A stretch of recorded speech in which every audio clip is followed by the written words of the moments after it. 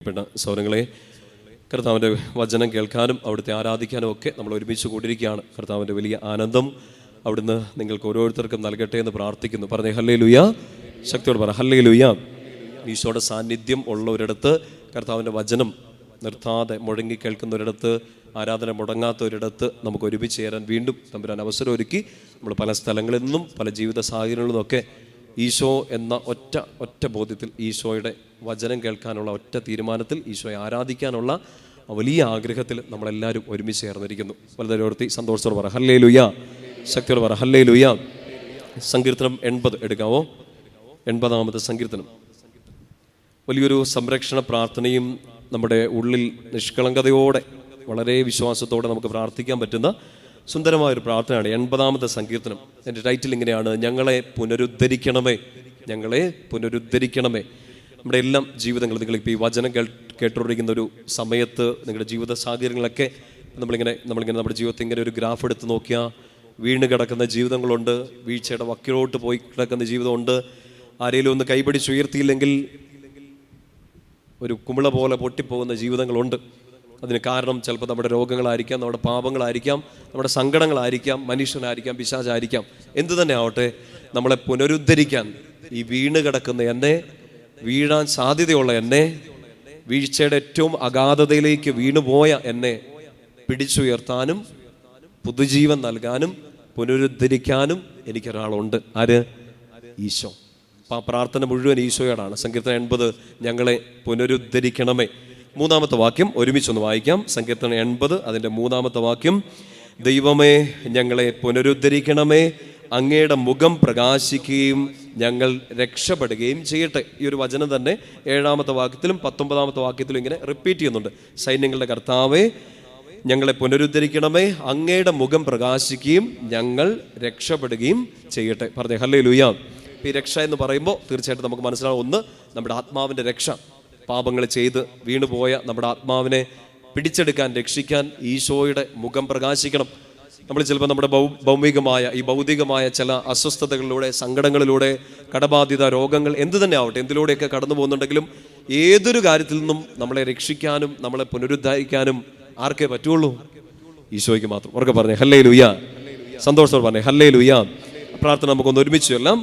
3-ാമത്തെ വാക്യം: ദൈവമേ, ഞങ്ങളെ പുനരുദ്ധരിക്കണമേ, അങ്ങയുടെ മുഖം പ്രകാശിക്കുകയും ഞങ്ങൾ രക്ഷപ്പെടുകയും ചെയ്യട്ടെ. അപ്പം നമുക്കൊരു രക്ഷ സാധ്യമാകണമെങ്കിൽ, നിത്യജീവനിലേക്കുള്ള രക്ഷയോ നമ്മുടെ ഭൗമികമായ ചില സങ്കടങ്ങളിൽ നിന്ന് നമുക്കൊന്ന് കയറിപ്പോരാനുള്ള എന്ത് രക്ഷയാവട്ടെ, ആത്മീയമോ ഭൗതികമായ എന്ത് രക്ഷയാവട്ടെ, അതിൽ നമുക്ക് കയറിപ്പോരണമെങ്കിൽ ഒറ്റ വഴിയുള്ളൂ: കർത്താവിൻ്റെ മുഖം പ്രകാശിക്കണം. പറഞ്ഞേ ഹല്ലേലൂയ. ശക്തിയോട് പറ ഹല്ലേലൂയ. എപ്പോഴാണ് കർത്താവിൻ്റെ മുഖം പ്രകാശിക്കുന്നത്? കർത്താവിൻ്റെ മുഖം പ്രകാശിക്കുന്നത് എപ്പോഴാണെന്നറിയോ? നമ്മുടെ മനുഷ്യർ നമ്മുടെ മുഖം പ്രകാശിക്കുന്നത് എപ്പോഴാണ്? വലിയ ദുഃഖത്തിലൊക്കെ ആയിരിക്കും, വലിയ ഇരുട്ടിലായിരിക്കും, പ്രകാശമൊന്നും ഇല്ലാത്തൊരവസ്ഥയിലായിരിക്കും. പക്ഷെ നമ്മുടെ മുഖം ഓട്ടോമാറ്റിക്കായിട്ട് പ്രകാശിക്കുന്ന ഒരു സമയമുണ്ട്. എപ്പോഴാണെന്നറിയും? ആരും മുഖത്തായിട്ട് ലൈറ്റ് അടിക്കുന്ന സമയത്തല്ല. ആരേലും ചിരിക്കുന്നത് കണ്ടാൽ, ചുമ്മാ സിനിമയിലെ കോമഡി പൊട്ടിച്ചിരികളല്ല, ഒരാൾ ചുമ്മാ നമ്മളെ നോക്കി പുഞ്ചിരിച്ചാൽ മതി, നമ്മുടെ മുഖം അറിയാണ്ട് പുഞ്ചിരിക്കും, ഒരു വെട്ടം വരും. ശരിയാണോ? അടുത്തിരിക്കുന്നവർ നോക്കുന്നത് ജസ്റ്റ് ഒന്ന് പുഞ്ചിരിക്കാമോ? ജസ്റ്റ് ഒന്ന് പുഞ്ചിരിച്ചേ. അവരുടെ മുഖം പ്രകാശിക്കുകയാണ്. നമ്മുടെ മുഖം അറിയാണ്ട് പ്രകാശിക്കുകയാണ്. എന്ന് വെച്ചാൽ സ്നേഹമുള്ള ഒരാളുടെ, നിങ്ങൾക്ക് അയാളെ വ്യക്തിപരമായിട്ടൊന്നും അറിയില്ലായിരിക്കും, പക്ഷേ സ്നേഹമുള്ള ഒരാളുടെ, നിങ്ങളുടെ അടുത്തിരിക്കുന്ന ഒരാളുടെ പുഞ്ചിരി കണ്ടാൽ ഏത് ദുഃഖത്തിലിരിക്കുന്നവനും അറിയാണ്ട് മുഖത്തൊരു വെട്ടം വരും. പറഞ്ഞേ ഹല്ലേലൂയ. ശക്തിയോട് പറ ഹല്ലേലൂയ. ഈ ഒരു പുഞ്ചിരി, ഈ ഒരു ആനന്ദത്തോടു കൂടി, ഈശോ തന്നൊരു ആനന്ദത്തോടു കൂടി നമ്മൾ ഒരാളെ നോക്കി പുഞ്ചിരിക്കുമ്പോൾ നമ്മൾ ചെയ്യുന്നത് വലിയൊരു ശുശ്രൂഷയാണ്. ഇപ്പോൾ വഴിയിലൊക്കെ പോകുമ്പോഴത്തേനും നമ്മൾ കാണത്തില്ലേ, ലോകത്തിലെ ഏറ്റവും ദുഃഖം പിടിച്ച വർഗ്ഗമാണിത് മലയാളികൾ. ഒരുത്തൻ്റെ മുഖത്ത് നോക്കില്ല, നോക്കിയാലും ചിരിക്കുകയില്ല. നമുക്ക് ഭയങ്കര ബുദ്ധിമുട്ടാണ്. അങ്ങനെ അവൻ സൂഹിക്കേണ്ട എൻ്റെ ചിരി കണ്ടിട്ട് എന്നുള്ളൊരു ചിന്തയാണ്. എൻ്റെ പ്രിയപ്പെട്ട സഹോദരങ്ങളെ, നമുക്കറിയത്തില്ല, നമ്മൾ ഈ വഴിയെ നടന്നു പോകുമ്പോഴോ, നമ്മൾ എവിടെയെങ്കിലും ബസ് യാത്ര ചെയ്യുമ്പോഴോ, ബസ് കാത്തു നിൽക്കുമ്പോഴോ, അടുത്ത് നിൽക്കുന്ന ഒരാളുടെ ഒരു സങ്കടവും നമുക്ക് മനസ്സിലാവില്ല. അവരെന്ത് ക്രൈസിസിലൂടെ കടന്നു പോകുന്നതെന്ന് അറിയത്തില്ല. പക്ഷെ എന്നാ ചിലവുണ്ടോ ഒന്ന് നോക്കി പുഞ്ചിരിക്കാൻ? പക്ഷെ ഭയങ്കര ബുദ്ധിമുട്ടാണ്. വായ്പ എടുത്തിട്ട് പോലും ചിരിക്കാത്ത മനുഷ്യരാണ്. ജസ്റ്റ് ഒരു പരിചയമില്ലായിരിക്കും. ഒരു വലിയ ക്രൈസിസിൽ കൂടെ പോകുന്ന ഒരാളെ പെട്ടെന്നൊന്ന് ധ്യാനം കൂടിപ്പിക്കാൻ, ഒരു ധ്യാനാന്തരീക്ഷത്തിലേക്ക് കൊണ്ടുവരാൻ ഈശോയുടെ സ്നേഹം അയാളിലേക്ക് പങ്കുവെച്ച് കൊടുക്കാൻ പറ്റുന്ന ഏറ്റവും വലിയ കാര്യമാണ് പുഞ്ചിരി. ചുമ്മാ അങ്ങ് പുഞ്ചിരിച്ചേക്കുക, അടുത്തിരിക്കുന്നവരുടെ മുഖം പ്രകാശിക്കും. പറഞ്ഞേ ഹല്ലേലൂയ. നമ്മൾ ആ പ്രാർത്ഥനയാണ് ചെല്ലുന്നത്: ദൈവമേ, അങ്ങയുടെ മുഖം പ്രകാശിക്കുകയും ഞങ്ങൾ രക്ഷപ്പെടുകയും ചെയ്യും. എന്ന് വെച്ചാൽ ഈശോയ്ക്ക് നിന്നെ നോക്കി പുഞ്ചിരിക്കാനുള്ള വഴി ഒരുക്കി കൊടുക്കുക. നിന്നെ നോക്കി കരയാനോ നിന്നെ നോക്കി ദുഃഖിക്കാനോ ദൈവമേ എന്തൊരവസ്ഥ എന്നൊക്കെ നമ്മളെക്കുറിച്ച് പിതാവിൻ്റെ അടുത്ത് ഒരു പരാതി പറയാനോ ഈശോയ്ക്ക് അവസരം ഒരുക്കാതെ എൻ്റെ ജീവിതം കണ്ട് ഞാൻ ചെയ്യുന്ന ഓരോ പ്രവൃത്തികളും കണ്ട് ഈശോ എന്നെ നോക്കി പുഞ്ചിരിക്കട്ടെ, അവിടുത്തെ മുഖം പ്രകാശിക്കട്ടെ, അങ്ങനെ ഞാൻ രക്ഷ പ്രാപിക്കും. പറഞ്ഞേ ഹല്ലേലൂയ, ശക്തിയോട് പറ ഹല്ലേലൂയ. അപ്പം അതിന് ഏറ്റവും വലിയ വഴി എന്താണെന്നറിയോ? ഏതൊരു ക്രൂരനായ മനുഷ്യനും ഏതൊരു വിഷമിച്ച് നിൽക്കുന്ന മനുഷ്യനും പുഞ്ചിരിച്ചു പോകുന്നൊരു സമയമാണ് ഒരു കുഞ്ഞു വാവയെ കാണുമ്പോൾ. ശരിയാണോ? എന്നാ വലിയ ക്രൂരനായാലും ഹിറ്റ്ലർ പുഞ്ചിരിച്ചോന്ന് എനിക്ക് അറിഞ്ഞൂടാ. നിങ്ങൾ ഹിറ്റ്ലറുകളും ഒക്കെ ഇവിടെ ഉണ്ടല്ലോ. ഒരു കുഞ്ഞുവാവനെ കണ്ട നമ്മൾ അറിയാണ്ട് പുഞ്ചിരിച്ചു പോകും. ചുച്ചുടു എന്നൊക്കെ വിളിച്ച് കൊച്ചിനെ ഒരു പരിചയമില്ലേലും നമ്മളൊന്ന് പുഞ്ചിരിച്ചു പോകും. ശരിക്കും പറഞ്ഞാൽ കർത്താവിന് നമ്മൾ നോക്കി പുഞ്ചിരിക്കാൻ, ഇപ്പം നമ്മൾ ചെയ്തു കൂട്ടിയ പാപങ്ങളോ നമ്മൾ കാണിച്ചു കൂട്ടിയ അബദ്ധങ്ങളോ നമ്മൾ ഈശോയെ തള്ളി പറഞ്ഞതൊക്കെ നോക്കി ഈശോ നമ്മൾ നോക്കി ഇപ്പം പുഞ്ചിരിക്കാൻ സാധ്യതയില്ല. പുഞ്ചിരിക്കാൻ സാധ്യതയില്ല. ആകെ ഒരു വഴി ഇപ്പോൾ ഒരു ബേസ് ലെവലിൽ നിന്നുകൊണ്ട് ഈശോയുടെ പുഞ്ചിരി കിട്ടാൻ വേണ്ടി ഒറ്റ വലിയ വഴി ഏതാണ്? ഒരു കുഞ്ഞിനെ പോലെ നിഷ്കളങ്കതയിലേക്ക് വരിക. കാരണം മുമ്പിൽ നിൽക്കുന്ന അപ്പനാണെന്ന് അറിഞ്ഞാൽ നമുക്കൊരു കുഞ്ഞാവാതെ വേറെ വഴിയില്ല. പറഞ്ഞേ ഹല്ലേലൂയ, ശക്തിയോട് പറ ഹല്ലേലൂയ. അങ്ങനെ ഒരു കുഞ്ഞാണെന്ന്, ഈശോയുടെ കുഞ്ഞാണെന്നൊരു ബോധ്യം കിട്ടിയിട്ടുണ്ടെങ്കിൽ പ്രിയപ്പെട്ട സഹോദരങ്ങളെ, രോഗങ്ങളെ, പ്രതിസന്ധികളെ, സങ്കടങ്ങളെ, ഈ വീർപ്പ് മുട്ടിയ അനുഭവങ്ങളെ, നമ്മുടെ ബ്രോക്കൺനെസ്, നമ്മുടെ ഇല്ലായ്മ, എല്ലാത്തിനെയും തലയുയർത്തിപ്പിടിച്ച് ഒരല്പം അധികം അഭിമാനത്തോടെ വലിയൊരു പുഞ്ചിരിയോടെ ഈ സങ്കടങ്ങളെ, ഈ ലോകത്തെ ഒക്കെ നേരിടാൻ നമുക്ക് പറ്റും. ഉറക്കെ പറഞ്ഞേ ഹല്ലേലൂയ. വലതുവരെടുത്ത് സന്തോഷത്തോടെ പറഞ്ഞേ ഹല്ലേലൂയ. 80-ാമത്തെ സങ്കീർത്തനം അതിൻ്റെ 14-ാമത്തെയും 15-ാമത്തെയും വാക്യം നമുക്കൊന്ന് ഒരുമിച്ച് വായിക്കാം. അതൊരു നിഷ്കളങ്കതയോടുകൂടിയുള്ളൊരു പ്രാർത്ഥനയാണ്. 80-ാം സങ്കീർത്തനം 14-ഉം 15-ഉം വാക്യം ഒരുമിച്ച് ഉറക്കെ വായിക്കാം. സൈന്യങ്ങളുടെ ദൈവമേ, ഞങ്ങളിലേക്ക് തിരിയണമേ, സ്വർഗത്തിൽ നിന്ന് നോക്കി കാണണമേ, ഈ മുന്തിരി വള്ളിയെ, അങ്ങയുടെ വലത് കൈ നട്ട ഈ മുന്തിരി വള്ളിയെ പരിഗണിക്കണമേ. വളരെ നിഷ്കളങ്കമായ പ്രാർത്ഥനയാണ്. എന്നെ ഒന്ന് നോക്കണേ, എന്നെ ഒന്ന് നോക്ക്, എന്നെ ഒന്ന് പരിഗണിക്ക്. നിങ്ങളിത് കുറേ പേരോട് പറഞ്ഞിട്ടുണ്ടെന്ന് എനിക്കറിയാം അല്ലേ?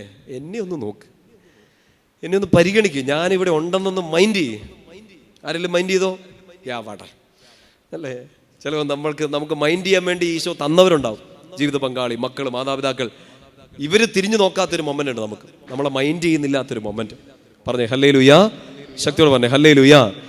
ഇവിടെ നമ്മൾ ഒരാളോട് പറയാണ്, അപ്പനോട് പറയാണ്, ദേ നീ നിന്റെ വലത് കൈ നട്ട ഈ മുന്തിരി വള്ളിയെ ഒന്ന് നോക്ക്, ഒന്ന് പരിഗണിക്ക്.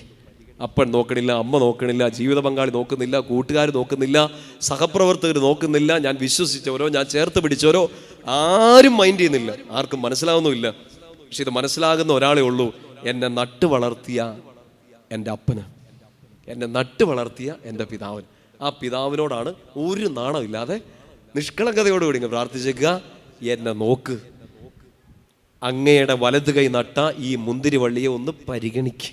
പറഞ്ഞേ ഹല്ലേലൂയ, ശക്തിയോട് പറഞ്ഞേ ഹല്ലേലൂയ. വലതൊരു നെഞ്ചോട് ചേർത്ത് പിടിച്ച് പറഞ്ഞേ, കർത്താവേ എന്നിലേക്ക് തിരിയണമേ, അങ്ങയുടെ വലത് കൈ നട്ട ഈ മുന്തിരി വള്ളിയെ പരിഗണിക്കണമേ.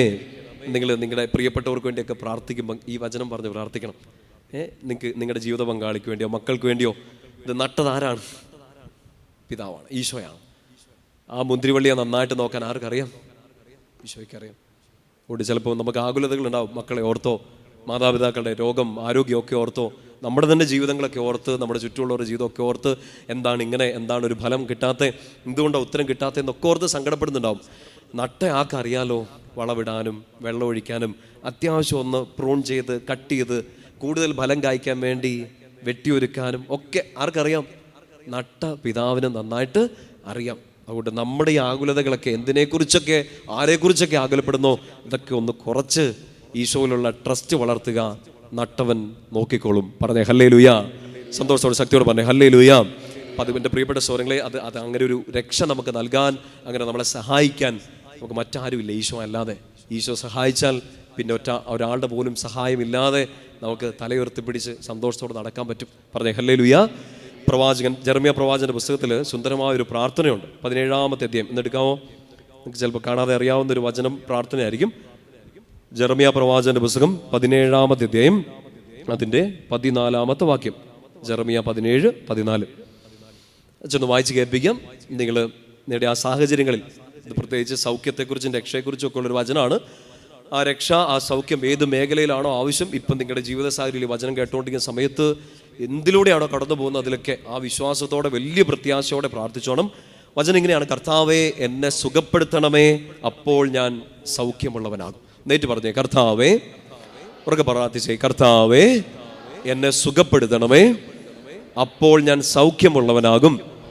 എന്നുവെച്ചാൽ നമ്മുടെ രോഗങ്ങൾ നമ്മുടെ ശരീരത്തെയോ നമ്മുടെ മനസ്സിനെയോ, ശരീരത്തെക്കാളേറെ മനസ്സിനെ മുറിപ്പെടുത്തിക്കൊണ്ടിരിക്കുന്ന, സങ്കടപ്പെടുത്തിക്കൊണ്ടിരിക്കുന്ന ആ എല്ലാ പ്രതിസന്ധി, എല്ലാ പ്രശ്നങ്ങളെയും ഞാൻ മുമ്പേ പറഞ്ഞ പോലെ ഈ നട്ട് വളർത്തിയവനെല്ലാം അറിയാം. എൻ്റെ നെർവസ് സിസ്റ്റം, എൻ്റെ സെൻട്രൽ സിസ്റ്റം, എൻ്റെ ചിന്തകൾ എല്ലാം. സങ്കീർത്തനം 139 നമ്മൾ വായിക്കുന്നില്ലേ, ഒരു ചിന്ത കയറി വരുന്നതിന് മുമ്പേ കർത്താവെ അങ്ങെല്ലാം അറിഞ്ഞു കഴിഞ്ഞു. എല്ലാം അവനറിയാം. നിന്റെ ഇന്നർ സിസ്റ്റം, നിന്റെ രോഗം, നിന്റെ സ്കിൻ, നിന്റെ ഇന്റേണൽ ഓർഗൻസ് എല്ലാം ഒരാൾക്കേ അറിയത്തുള്ളൂ. ആർക്ക്? എനിക്ക് ജന്മം നൽകി എൻ്റെ അപ്പനോ എൻ്റെ അമ്മയ്ക്കോ പോലും അറിയില്ല എൻ്റെ ഉള്ളിൽ നടക്കുന്നത്, എൻ്റെ ശരീരത്തിൻ്റെ അവസ്ഥ അറിയില്ല. ഒരു ഡോക്ടറിന് പോലും കണ്ടുപിടിക്കാൻ പറ്റാത്ത ചില പ്രതിസന്ധികൾ ചിലപ്പോൾ ഈ ശരീരത്തെ നമ്മൾ താങ്ങിക്കൊണ്ട് നടക്കുന്നുണ്ടാവും. എന്നെക്കാട്ടും അപ്പുറമായിട്ട് നമ്മുടെ ഒരു മാനസിക സിസ്റ്റം, മെന്റൽ സിസ്റ്റം അറിയില്ല. നമ്മളിങ്ങനെ പുഞ്ചിരിച്ചുകൊണ്ടിരിക്കുകയാണ്, നമ്മളിങ്ങനെ പൊട്ടിച്ചിരിച്ചുകൊണ്ടിരിക്കുകയാണ്, നമ്മളിങ്ങനെ ബഹളം ഉണ്ടാക്കിക്കൊണ്ടിരിക്കുകയാണ്. ഉള്ളിൻ്റെ ഉള്ളിൽ നീറിപ്പോകുന്നതും, നമ്മുടെ തോട്ട് പാറ്റേൺ മാറുന്നതും, നമ്മുടെ ചങ്കിൻ്റെ താളം മാറുന്നതും, ഹൃദയം ചില സമയങ്ങളിൽ, ചില പ്രതിസന്ധികളിൽ ആ മിടിപ്പ് നിന്നു പോകുന്നതും ബെസ്റ്റ് ഫ്രണ്ടിന് അറിയില്ല, ജീവിത പങ്കാളിക്ക് അറിയില്ല, മക്കൾക്ക് അറിയില്ല. ഈ ശ്വാസം തന്നവന്, ഈ ഹൃദയത്തിന്റെ ഇടിപ്പ് ഇങ്ങനെ ക്രമപ്പെടുത്തിയവന്, നിന്റെ ബ്രെയിൻ സിസ്റ്റം അനുഗ്രഹിച്ചവന്, നിന്റെ മുട്ടി മുതൽ നഖം വരെ അറിയാവുന്ന, നട്ടു വളർത്തിയ ഈ പിതാവിന് അറിയാം നിന്റെ തോട്ട് പാറ്റേൺ, നിന്റെ ടെൻഷൻസ്, നിന്റെ ആകുലതകൾ, നിന്റെ ബ്രോക്കൺനെസ്, നിന്റെ ഇല്ലായ്മകൾ, കണ്ണുനീരുകളെല്ലാം ഈശോയ്ക്ക് മാത്രമേ അറിയുള്ളൂ. അതുകൊണ്ട് ആ രക്ഷ തേടി, ആ സൗഖ്യം തേടി ഓടി അലയുകയല്ല. ചിലപ്പോൾ നിരാശപ്പെടും. മനുഷ്യരുടെ അടുത്തേക്ക് പോയാൽ, മനുഷ്യരിൽ ആശ്രയിച്ചാൽ ഇവർ കൂടെ ഉണ്ടാകും, ഇവർ സഹായിച്ചോളും, എൻ്റെ ഏറ്റവും ഡൗൺ ടൈമിലും ഇവരെൻ്റെ കൂടെ ഉണ്ടാകുമെന്ന് കരുതി നിന്നാൽ, എൻ്റെ പ്രിയപ്പെട്ട സഹോദരങ്ങളെ, അവരും കൂടെ സഹായിച്ചില്ല, അവരും കേട്ടില്ല എന്നോർക്കുമ്പോൾ ആ വീഴ്ചയുടെ ആഘാതം കുറേയും കൂടെ വലുതാവും. അനുഭവിച്ചവർക്ക് നന്നായിട്ട് മനസ്സിലാവും. നമ്മളൊരു കാര്യം സെറ്റ് ചെയ്യുന്നു, നമ്മളൊരു പദ്ധതി തയ്യാറാക്കുന്നു, ഇവരൊക്കെ ഇവിടെ ഉണ്ടല്ലോ എന്ന് വിചാരിച്ചുകൊണ്ട് അവർ നമുക്ക് പ്രോമിസും തന്നിരുന്നു, ചെല്ല്, ഞങ്ങൾ പുറകെ ഉണ്ട്, ഞങ്ങൾ കൂടെയുണ്ട്. പക്ഷെ ആ ഒരു പ്രതിസന്ധി ഘട്ടത്തിൽ ഞാനൊന്ന് തലകൊമ്പിട്ട് പോയപ്പോൾ, ഞാനൊന്ന് ഒറ്റപ്പെട്ടു പോയപ്പോൾ, ഞാനൊന്ന് തോറ്റുപോയപ്പോൾ കൂടെ നിൽക്കാൻ ആളില്ല. പറഞ്ഞേ ഹല്ലേലൂയ, ശക്തിയോട് പറഞ്ഞേ ഹല്ലേലൂയ. ഞാൻ സംഭവങ്ങളൊന്നും പറയാത്തത്, ഇതെല്ലാം ഒരു സംഭവമാണ്. ഓരോരുത്തർക്കും ഓരോ സംഭവമാണ്. സോ നിങ്ങളുടെ ലൈഫിൽ ഏറ്റവും അടുത്ത് ഈ വചനം കേട്ടുകൊണ്ടിരിക്കുന്ന ഈ ദിവസം ഏറ്റവും അടുത്തുണ്ടായ ക്രൈസിസിനെ കുറിച്ച് ഓർക്കുക. ഞാനൊരു ഗസ് വർക്കോ ആകാശത്ത് നിന്ന് എന്തോ എടുത്ത് ഞാൻ നിങ്ങളുടെ മുമ്പിലോട്ട് തരികയല്ല. നിങ്ങളുടെ റിയൽ ലൈഫ് സിറ്റുവേഷൻ നിങ്ങളുടെ മുമ്പിലേക്ക്, ഈശോയുടെ മുഖത്തിന്റെ പ്രകാശത്തിലേക്ക് ഞാനൊന്ന് എടുത്തു വെക്കാൻ വേണ്ടി ഒന്ന് പരിശ്രമിക്കുകയാണ്. കാരണം ഒരു അച്ഛന് ലിമിറ്റ് ഉണ്ട്, ഒരു സിസ്റ്ററിന് ലിമിറ്റ് ഉണ്ട്, ഒരു പ്രാർത്ഥിക്കുന്ന ഒരു വ്യക്തിക്ക്, ഒരു കൗൺസിലറിന്, ഒരു ആത്മീയ ഉപദേശം നൽകുന്ന ഒരാൾക്ക് ഭയങ്കര ലിമിറ്റ് ഉണ്ട്. ഞങ്ങളുടെ ആരുടെയും മുഖത്തിന്റെ പ്രകാശത്തിൽ നിങ്ങളുടെ ദുഃഖം മാറില്ല, നിങ്ങൾ പുനരുദ്ധരിക്കപ്പെടില്ല. കാരണം നിങ്ങളെ നട്ട മുന്തിരി വള്ളി, നിങ്ങളെ നട്ടത് ഞങ്ങളല്ല. നിങ്ങൾക്ക് വളം നൽകുന്നതും, നിങ്ങൾക്ക് വെള്ളമൊഴിച്ചതും, നിങ്ങൾക്ക് തടമെടുത്തതും, നിങ്ങളെ വെട്ടിയൊരുക്കി കൂടുതൽ ബലം കായ്ക്കാൻ വേണ്ടി ഒരുക്കാൻ പറ്റുന്നതും മനുഷ്യരായ ഞങ്ങൾക്കല്ല. ആർക്കാണ് പറ്റുന്നത്? പിതാവിന് മാത്രം. അതുകൊണ്ട് രക്ഷയ്ക്കായി, സൗഖ്യത്തിനായി ഈശോയുടെ സാന്നിധ്യത്തിലേക്ക് ഓടി ഓടി ഓടി ഓടി ചെല്ലുക. കാരണം കൂടെ നിന്ന് എല്ലാവരും ഇട്ടേച്ചു പോയി. പക്ഷേ എല്ലാവരും ഇട്ടേച്ചു പോയപ്പോഴും പിതാവ് കൂടെയുണ്ടെന്ന് പറഞ്ഞ ഒരാൾ നമ്മുടെ കൂടെയുണ്ട്, ഈശോ. അവനറിയാം നിന്റെ brokenness, because he was broken. അവനറിയാം നിന്റെ ഒറ്റപ്പെടൽ, കാരണം ഈശോയും ഒറ്റപ്പെട്ടിരുന്നു. നീ ഒറ്റുകൊടുക്കപ്പെട്ട അനുഭവങ്ങൾ ഈശോയ്ക്ക് നന്നായിട്ടറിയാം, കാരണം കൂടെ നടന്നു ഒരുത്തനാണ് ഒറ്റുകൊടുത്തത്. കൂടെ ആരുമില്ലാത്ത നിന്റെ സങ്കടം ഈശോയ്ക്ക് മനസ്സിലാകും, കാരണം കുരിശിന്റെ വഴിയിൽ അവൻ ഒറ്റയ്ക്കായിരുന്നു. ചെയ്യാത്ത കുറ്റം നിന്റെ മേൽ ആരോപിക്കപ്പെടുമ്പോൾ അത് ഏറ്റവും നന്നായിട്ട് മനസ്സിലാകുന്ന ഈശോയ്ക്കാണ്, കാരണം അവൻ ഇതിന്റെ തീജ്വാല നന്നായിട്ട് അനുഭവിച്ചതാണ്.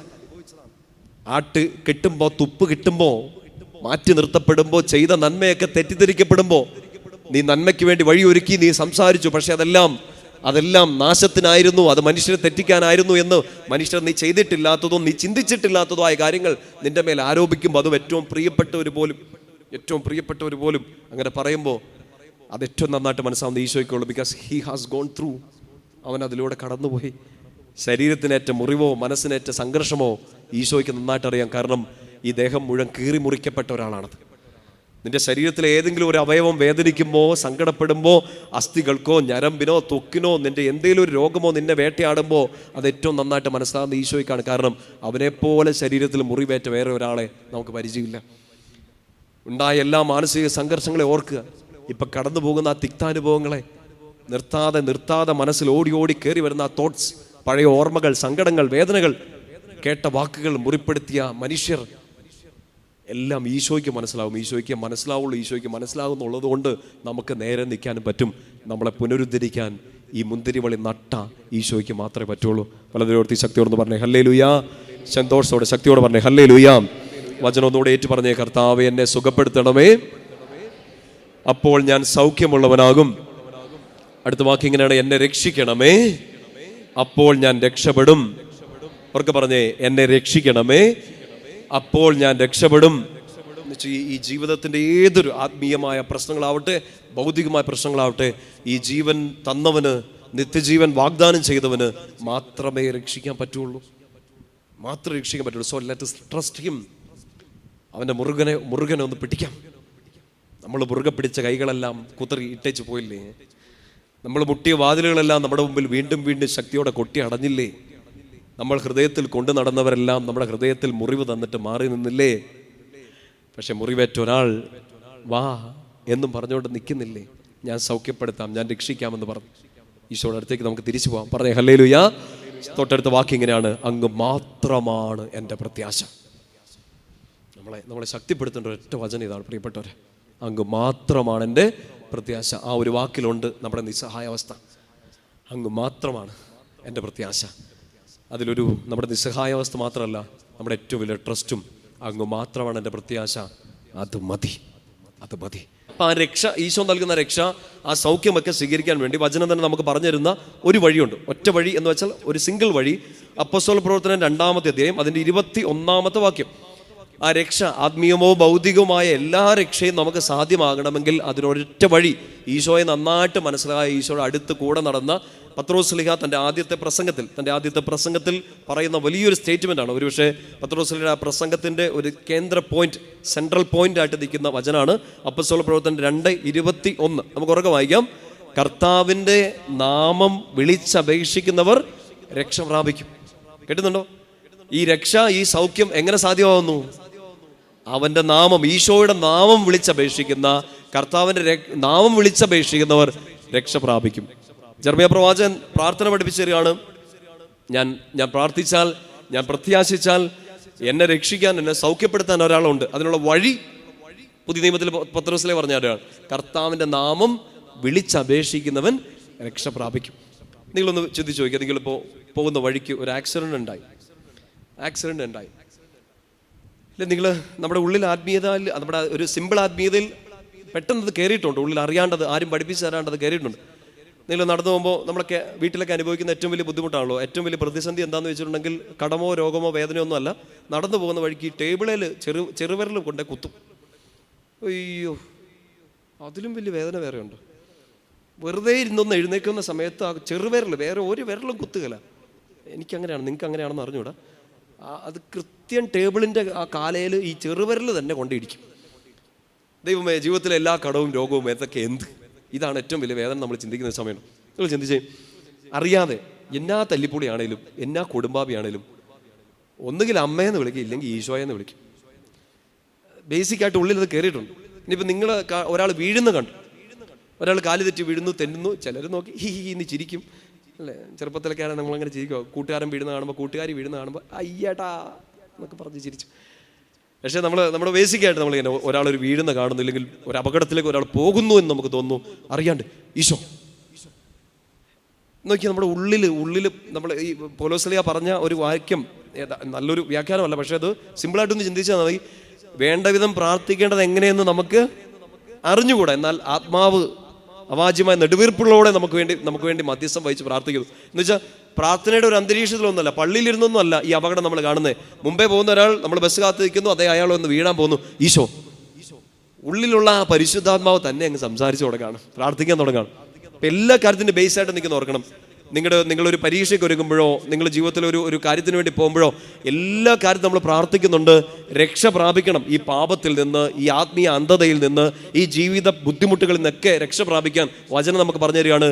അത് നിന്റെ കാലൊന്ന് മടിയുമ്പോഴോ നീ ഒന്ന് വീണ് പോകുമ്പോഴോ മാത്രമല്ല, ഏത് സാഹചര്യത്തിലും എന്ത് തരത്തിലുള്ള രക്ഷയാവട്ടെ, ആത്മീയമാവട്ടെ ഭൗതികമാവട്ടെ, രക്ഷയ്ക്കായിട്ട് ഒറ്റ വഴിയേ ഉള്ളൂ, അവിടുത്തെ നാമം വിളിച്ചപേക്ഷിക്കുക.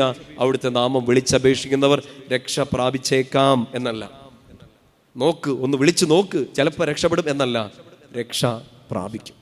പറഞ്ഞേ ഹല്ലേലൂയ, ശക്തിയോട് പറ ഹല്ലേലൂയ. എൻ്റെ പ്രിയപ്പെട്ട സഹോദരങ്ങളെ, നമ്മൾ ഈ കാലം കൊണ്ട് എന്തോരം രീതിയിലുള്ള ആത്മീയ അനുഷ്ഠാനങ്ങൾ, ആചാരങ്ങൾ, അഭ്യാസങ്ങൾ നമ്മൾ ചെയ്തിട്ടുണ്ട്. ഒത്തിരി പ്രാർത്ഥനാ രീതികൾ നമുക്കറിയാം, ഒത്തിരി പ്രാർത്ഥനാ രീതികൾ. ഇപ്പം നമുക്ക് ഇവിടെ നമ്മുടെ ധ്യാന കേന്ദ്രത്തിലൊക്കെ നേരത്തെ കൂടിയിട്ടുള്ളവർക്കും ഇവിടെ വന്നിട്ടുള്ളവർക്കൊക്കെ അറിയാം, തപസ് ധ്യാനം നല്ല ഭയങ്കര ബുദ്ധിമുട്ടുള്ളൊരു ധ്യാനമാണ്. ഉപവസിച്ച് 3 ദിവസം ഉപവസിച്ച് പ്രാർത്ഥിക്കാം എന്നുവെച്ചാൽ ഒരു പ്രാർത്ഥനാ രീതിയാണ്. നമുക്കൊരു കാര്യം സാധിച്ചു കിട്ടാനോ അല്ലെങ്കിൽ ഈശോയോട് കൂടുതലൊന്ന് അടുക്കാനോ എന്താഗ്രഹമാവട്ടെ, ആത്മീയമാവട്ടെ ഭൗതികമാവട്ടെ, പല രീതിയിൽ നമ്മൾ പ്രാർത്ഥിക്കുന്നുണ്ട്. പക്ഷേ ഈ ഒരൊറ്റ വചനത്തിൽ സകല ധ്യാന രീതികളെയും പത്രോസിലേക്ക് പരിചയപ്പെടുത്തുകയാണ്. രക്ഷ പ്രാപിക്കാൻ ഈ ഒരൊറ്റ കാര്യം. നമ്മൾ ബാക്കിയെല്ലാം ചെയ്യുന്നുണ്ട്, ആ പ്രാർത്ഥന ചൊല്ലുന്നു, ഈ പ്രാർത്ഥന ചൊല്ലുന്നു, ആ ധ്യാന കേന്ദ്രത്തിൽ പോകുന്നു, ഈ ശുശ്രൂഷ കേന്ദ്രത്തിൽ പോകുന്നു, ഇങ്ങനൊരു പ്രാർത്ഥന രീതി എല്ലാം അഭ്യസിക്കുന്നു. പക്ഷേ ഈ പത്രോസിലിക ആദ്യത്തെ മാർപ്പാപ്പ പറഞ്ഞു തന്ന ഒരു വഴി, that is a single way. ഇതല്ലാണ്ട് ഇതിനപ്പുറത്തേക്കൊരു വഴി പത്രോസ്ലീഹായോ സഭയോ നമുക്ക് പറഞ്ഞു തന്നില്ല. അവിടുത്തെ നാമം വിളിച്ചപേക്ഷിക്കുന്നവർ രക്ഷ പ്രാപിക്കും. പറഞ്ഞേ ഹല്ലേലൂയ. ഇപ്പം മക്കളെക്കുറിച്ചുള്ള ആകുലത, ജീവിതത്തെക്കുറിച്ചുള്ള വ്യഗ്രതകൾ എന്ത് തന്നെ ആവട്ടെ എൻ്റെ പ്രിയപ്പെട്ട സഹോദരങ്ങളെ, രക്ഷപ്പെടാൻ, ഇത് രക്ഷ എന്ന് പറയുമ്പോൾ ഞാൻ ഉറച്ച ബോധ്യത്തോട് പറയാണ്, വിശുദ്ധ ഗ്രന്ഥത്തിൽ ഈ രക്ഷ എന്ന വാക്ക് ഉപയോഗിക്കുന്നത് നമ്മൾ ഈ കടത്തിന് രക്ഷപ്പെടുക, രോഗത്തിന് രക്ഷപ്പെടുക എന്നുള്ളതല്ല, നിത്യജീവനാണ്. ആ ഒരു സ്റ്റേജിലേക്ക് എത്തുന്നതിന് മുമ്പ് ഈ ഒരു വചനം ഉറപ്പ് തരുന്നത് നമ്മുടെ ഭൗതിക കാര്യങ്ങൾക്ക് വേണ്ടിയിട്ടോ നമ്മുടെ ഈ സംഘർഷങ്ങൾക്ക് വേണ്ടിയിട്ടോ ഒക്കെ പ്രാർത്ഥിക്കുമ്പോഴും ഏതൊരു പ്രശ്നമാകട്ടെ അതിനൊരേ ഒരു സൊല്യൂഷനേ ഉള്ളൂ. എന്ത്? ഈശോയുടെ നാമം വിളിച്ചപേക്ഷിക്കുക. ഉറക്കെ പറഞ്ഞേ ഹല്ലേലൂയ. സോ പത്രോസിലെ നമ്മുടെ മുമ്പിൽ അവതരിപ്പിക്കുന്നതാണ്, ശ്രദ്ധിച്ചിരിക്കണേ, പത്രോസിലെ നമ്മുടെ മുമ്പിൽ അവതരിപ്പിക്കുന്ന ഈ കാര്യം എന്താണ്? രക്ഷയ്ക്കായ ഒരൊറ്റ വഴിയേ ഉള്ളൂ. എന്ത്? ഈശോയുടെ നാമം വിളിച്ച് പ്രാർത്ഥിക്കുക. എൻ്റെ രോഗത്തിലോ എൻ്റെ സങ്കടത്തിലോ എൻ്റെ കടബാധ്യതയിലോ എൻ്റെ പരാജയങ്ങളിലോ ഒക്കെ ഈ നാമം വിളിച്ച് പ്രാർത്ഥിച്ചാൽ രക്ഷ പ്രാപിക്കും. ഞാനൊരു പാപത്തിൻ്റെ പടുകുഴിയിലാണ്, എൻ്റെ ആത്മാവ് നഷ്ടപ്പെട്ടു പൊയ്ക്കൊണ്ടിരിക്കുകയാണ്, എനിക്ക് വചനം പഠിക്കാൻ പറ്റുന്നില്ല, എനിക്ക് വിശുദ്ധ കുർബാനയ്ക്ക് പോകാൻ പറ്റുന്നില്ല, കുമ്പസാരക്കൂട്ടിലോട്ട് ഓടിപ്പോകാൻ പറ്റുന്നില്ല, എൻ്റെ ആത്മീയത ഒരു അന്ധതയിലൂടെ ഇരുട്ടിലൂടെ കടന്നു പോവാണ്. അവിടെ രക്ഷപ്പെടാൻ ഒരൊറ്റ വഴിയുള്ളൂ, ഈശോയുടെ നാമം വിളിച്ച് പ്രാർത്ഥിക്കുക. പറഞ്ഞേ ഹല്ലേലൂയ. ശക്തിയോട് പറഞ്ഞേ ഹല്ലേലൂയ. 4-ാമത്തെ അധ്യായം എടുക്കാമോ? അപ്പസ്തോല പ്രവർത്തനം 4-ാമത്തെ അധ്യായം. 3-ാമത്തെ അധ്യായത്തിലെ ഒരു വലിയ സംഭവം നമ്മൾ കാണുന്നുണ്ട്. പത്രോസ്ലീഹയുടെ ആദ്യത്തെ ഒരു അത്ഭുതം. ആ വചനം ഒന്ന് വായിച്ചിട്ട് നമുക്ക് മുമ്പോട്ട് പോകാം. 3-ാമത്തെ അധ്യായം 6-ാമത്തെ വാക്യം. നമ്മൾ ഒത്തിരി കണ്ടിട്ടുള്ള, നമ്മൾ ഒത്തിരി കേട്ടിട്ടുള്ള ഒരു വചനഭാഗമാണ്.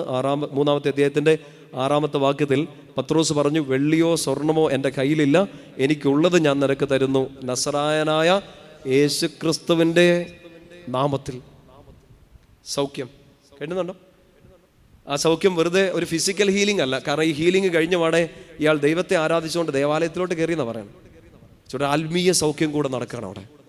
ഈശോയെ കണ്ടുപിടിക്കുകയാണ് അയാൾ, ഈശോയുടെ സ്നേഹം കണ്ടുപിടിക്കുകയാണ്, തിരിച്ചറിയുകയാണ്. അപ്പോൾ ആ ഒരു സൗഖ്യം സംഭവിക്കുന്നതും ഈശോയുടെ നാമത്തിലാണ്. 16-ാമത്തെ വാക്യം ശ്രദ്ധിച്ചേക്കണം. 3:16 പത്രോസ് ഇങ്ങനെ പറയുന്നുണ്ട്, അവൻ്റെ നാമത്തിലുള്ള വിശ്വാസം മൂലം അവൻ്റെ നാമമാണ് നിങ്ങൾ കാണുകയും അറിയുകയും ചെയ്യുന്ന ഈ മനുഷ്യനെ സൗഖ്യപ്പെടുത്തിയത്. കിട്ടുന്നുണ്ടോ? അതായത് ഈശോയുടെ നാമം വിളിച്ചപേക്ഷിക്കുന്നവർ രോഗസൗഖ്യമാകട്ടെ ആത്മീയ ഉണർവാകട്ടെ എല്ലാം സംഭവിക്കുന്നത് ഈശോയുടെ നാമത്തിലാണ്. ശക്തിയോട് പറഞ്ഞേ ഹല്ലേലൂയ. സന്തോഷത്തോട് പറഞ്ഞേ ഹല്ലേലൂയ. 4-ാമത്തെ അധ്യായത്തിലേക്ക് വരിക. പത്രോസ്ലീഹായും യോഹന്നാൻ സ്ലീഹയൊക്കെ ആലോചന സംഘം ചോദ്യം ചെയ്യുന്ന സമയത്ത് നമ്മൾ സംഭവിക്കുന്ന ഒരു കാര്യം, അവർ വലിയൊരു വിശ്വാസ പ്രഖ്യാപനം ഒരിക്കൽ കൂടി പറയുന്നുണ്ട്. 4-ാമത്തെ അധ്യായത്തിൻ്റെ 11-ാമത്തെ വാക്യം, 11-12 ഒരിക്കൽ കൂടി ഉറക്കെ വായിക്കണം. പ്രിയപ്പെട്ട സഹോദരങ്ങൾ, അത് വായിക്കുമ്പോൾ ചുമ്മാ ഏതോ ഒരു വചനം കണ്ടു എന്നുള്ള രീതിയിലൊന്നും വായിക്കില്ല കേട്ടോ. ഇവരിത് പറഞ്ഞപ്പോൾ ഓർക്കണം, പത്രോസ്ലീഹ പറഞ്ഞത് എന്നെ പോലെ ഇവിടെ നിന്ന് വളരെ ഫ്രീ ആയിട്ട് മൈക്കും കെട്ടി അല്ല പറഞ്ഞത്. നമ്മൾ വായിക്കുന്ന വളരെ ഈസി ആയിട്ട് ആഹാ നല്ല വചനം എന്ന് പറഞ്ഞല്ല, ചങ്കുപൊട്ടുന്ന വേദനയിൽ മരണത്തെ കൺമുമ്പിൽ കണ്ടുകൊണ്ട് വായിച്ചാണ്.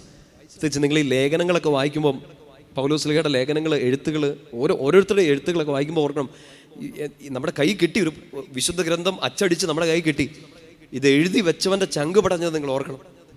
ഈ വചനമൊക്കെ വായിക്കുമ്പോൾ നമ്മുടെ വിശ്വാസം ഇതായിരിക്കണം. ഈ വിശ്വാസമാണ് പ്രഖ്യാപിക്കേണ്ടത്. അവരത് പറഞ്ഞത് മൈക്ക് കെട്ടിവെച്ചോ കൺവെൻഷൻ പന്തലുകളിലോ ഏറ്റവും കംഫർട്ടബിളായ സിറ്റുവേഷനിലോ ഒരു ഓൺലൈനിലോ പറഞ്ഞതല്ല. അവരുടെ ജീവിതത്തിൻ്റെ അവസാന ശ്വാസം എണ്ണിക്കൊണ്ടിരിക്കുന്ന സമയങ്ങളിൽ ഭയത്തിൻ്റെ മുൾമുനയിൽ നിന്ന് കർത്താവ് കൊടുത്തൊരു ധൈര്യത്തിൽ, പരിശുദ്ധാത്മാവ് കൊടുത്ത അഭിഷേകത്തിൽ നിന്നുകൊണ്ട് എഴുതിയതാണ്. ആ ഓരോ വാക്യത്തിലും വിശ്വാസികളുടെ ചോര കടന്ന് തിളയ്ക്കുന്നുണ്ട്. യഥാർത്ഥ വിശ്വാസം ഏറ്റുപറഞ്ഞവരുടെ ചോര കടന്ന് തിളയ്ക്കുന്നുണ്ട്. പറഞ്ഞേ ഹല്ലേലൂയ.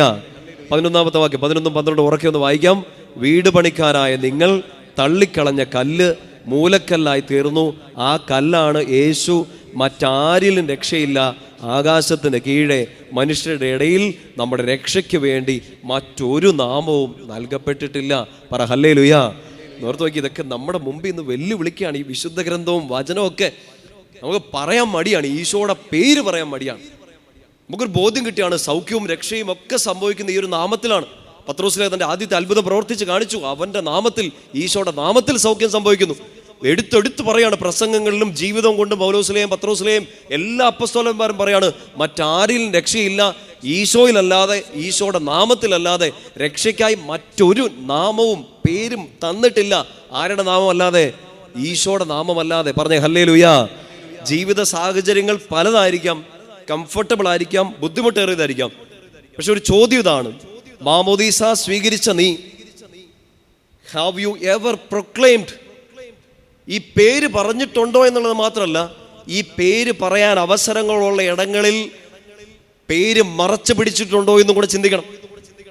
ആൾക്കാരെന്നാ വിചാരിക്കുമെന്നോർത്ത് കുരിശ് എടുത്തകത്തിട്ടവർ, ആൾക്കാരെന്നാ വിചാരിക്കുമെന്നോർത്ത് പള്ളി പോകുന്ന കാര്യം മിണ്ടാത്തവർ, ആൾക്കാരെന്നാ വിചാരിക്കുമെന്നോർത്ത് ബൈബിള് കൊണ്ട് നടക്കാത്തവർ, ആൾക്കാരെന്ത് വിചാരിക്കുമെന്നോർത്ത് വിശ്വാസമില്ലെന്ന് വെറുതെ പ്രഹസനങ്ങൾ കാണിച്ചവർ, നിങ്ങൾ ആരെയാണ് തള്ളിപ്പറയണം? ഏതെങ്കിലും ഒരു നിമിഷത്തിൽ, ജീവിതത്തിൻ്റെ ഏതോ ഒരു ഘട്ടത്തിൽ, ഇപ്പോൾ ഈ വചനം കേട്ടുകൊണ്ടിരിക്കുമ്പോൾ തീർച്ചയായിട്ടും നമ്മൾ ഈശോയുടെ സ്നേഹമുള്ളതുകൊണ്ട് ഇവിടെ വന്നിരിക്കുന്നത്. പക്ഷെ ഒന്ന് ചിന്തിച്ചു നോക്കിയേ, എവിടെയെങ്കിലും ഈ നാമത്തെ തള്ളിപ്പറഞ്ഞിട്ടുണ്ടോ എന്ന് വെച്ചാൽ ഈശോയെ എതിർത്തു എന്ന് മാത്രമല്ല, അവനെ പ്രൊക്ലെയിം ചെയ്യാൻ, ഈശോയുടെ നാമം വിളിച്ചു പറയാൻ അവസരങ്ങൾ ഉണ്ടായിരുന്നിടത്ത് വേർ യു സൈലന്റ്? ആ ചോദ്യം കൂടെ നമ്മൾ ഉത്തരം കൊടുത്തേ മതിയാവൂ. കാരണം ഇവരിത് പറഞ്ഞത് ആലോചന സംഘത്തിന്റെ മുമ്പിൽ നിന്നുകൊണ്ടാണ്. നമുക്കിന്ന ഭയമില്ല, നമ്മൾ വളരെ കംഫർട്ടബിൾ ആയ ഒരു സിറ്റുവേഷനിലാണ്.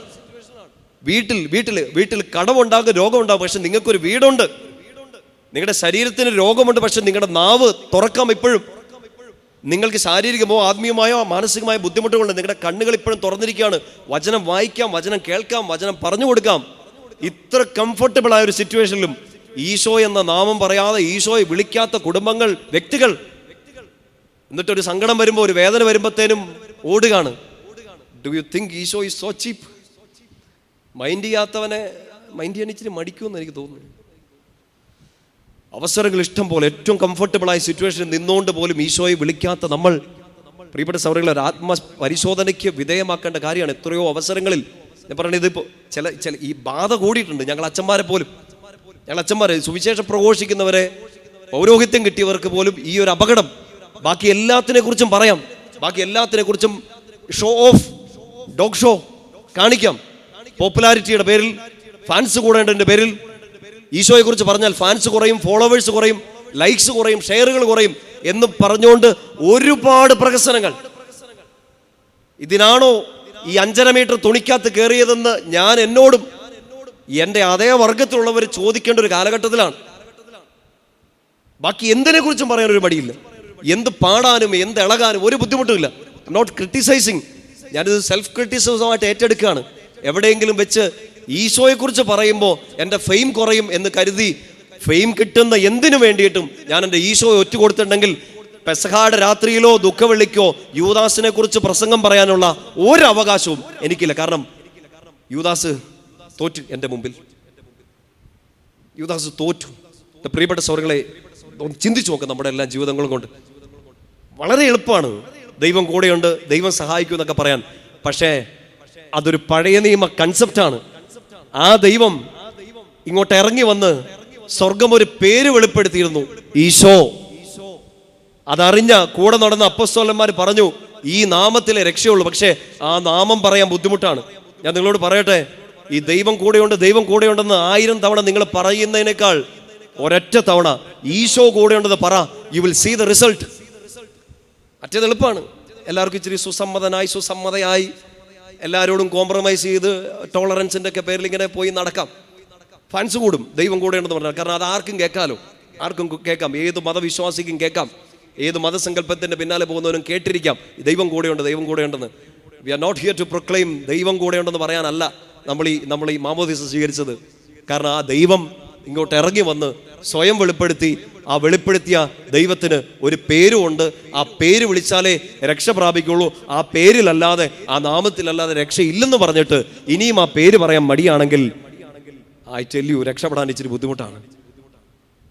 നിങ്ങൾ പരസ്പരം ആശംസിക്കുമ്പോൾ, നിങ്ങൾ മനുഷ്യരോട് ചിലപ്പോൾ സഹനങ്ങളൊക്കെ അവരോട് പറയല്ലേ, കർത്താവ് കൂടെയുണ്ട്, ദൈവം കൂടെയുണ്ട്, വെരി ഗുഡ്. ഈ നാമത്തിനൊരു പവർ ഉണ്ട്, അത് മറക്കരുത്. ഈശോ കൂടെയുണ്ടെന്ന് ഇനി പറഞ്ഞു നോക്ക്.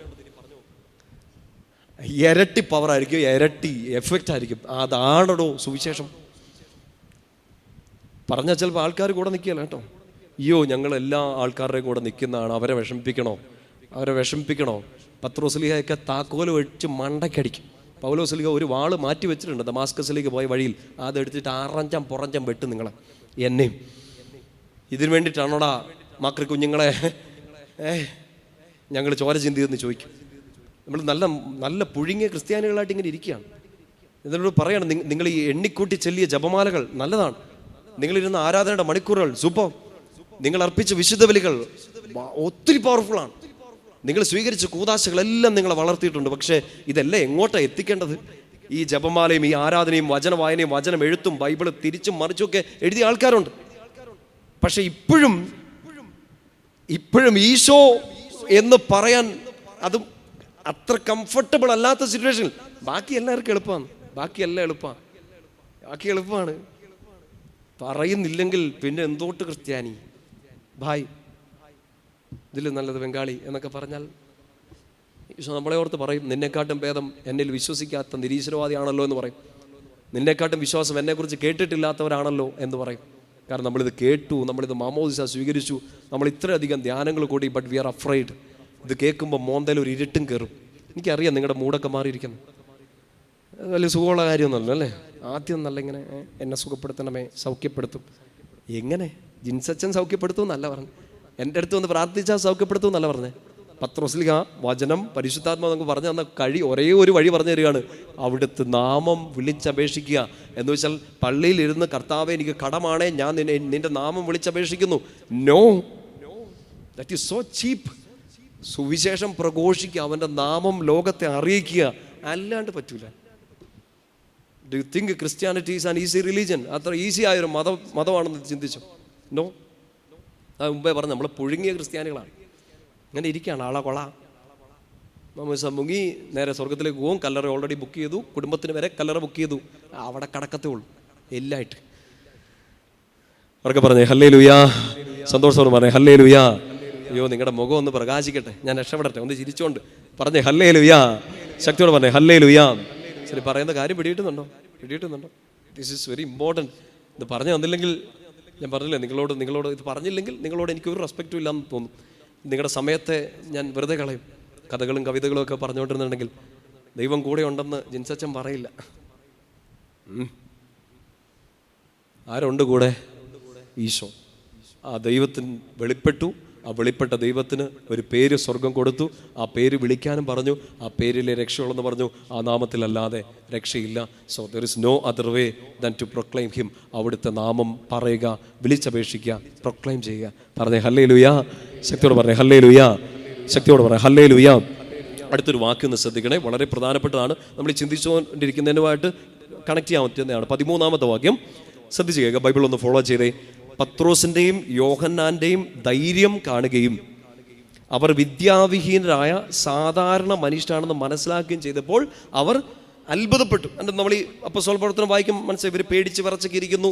പിന്നെ ഇവർ സാധാരണ പണിക്കാരൊക്കെയാണ്, സമൂഹത്തിൽ അത്ര ഹൈ ക്ലാസ്സിലല്ല. ഇവർ പേടിച്ചരണ്ടിരിക്കുകയാണ് ഓൾറെഡി. പക്ഷേ ഈ ആലോചന സംഘത്തിൻ്റെ മുമ്പിൽ നിന്നും പത്രോസിനെയൊക്കെ ചിന്തിക്കുമ്പോൾ ഓർക്കാം, നമ്മൾ ഒരു തള്ളിപ്പറയുന്ന രാത്രിയൊക്കെ ഓർക്കുന്നില്ലേ?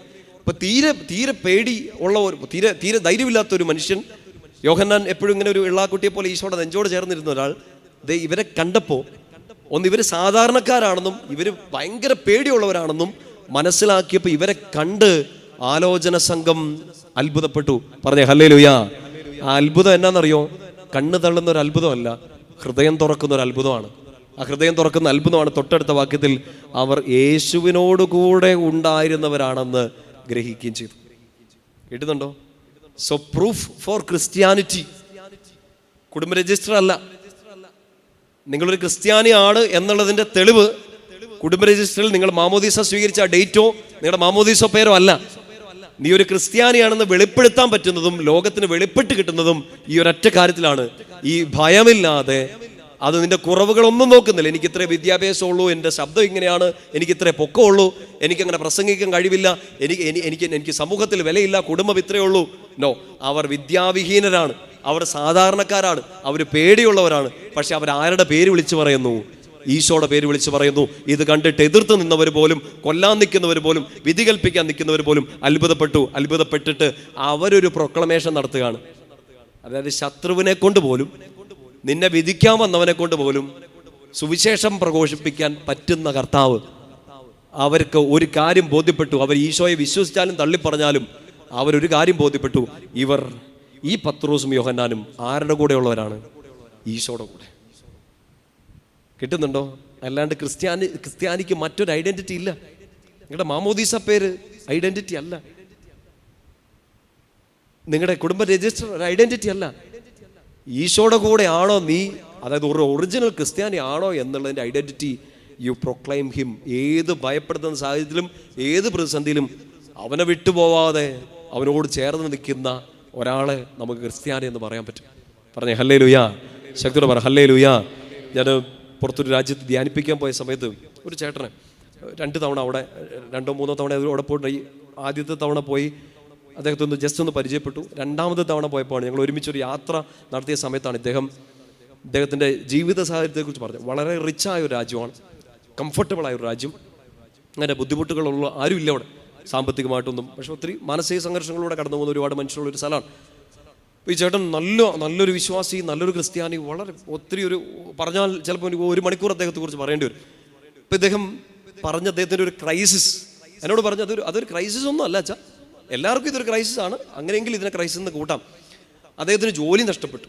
അത് ചെറിയതല്ല, ലക്ഷക്കണക്കിന്, നോ എക്സാജറേഷൻ, അതിശയോക്തിയല്ല, ലക്ഷക്കണക്കിന് രൂപ ഇന്ത്യൻ റുപ്പി കണക്കാക്കുമ്പോൾ സാലറി കിട്ടുന്ന ഒരാൾ.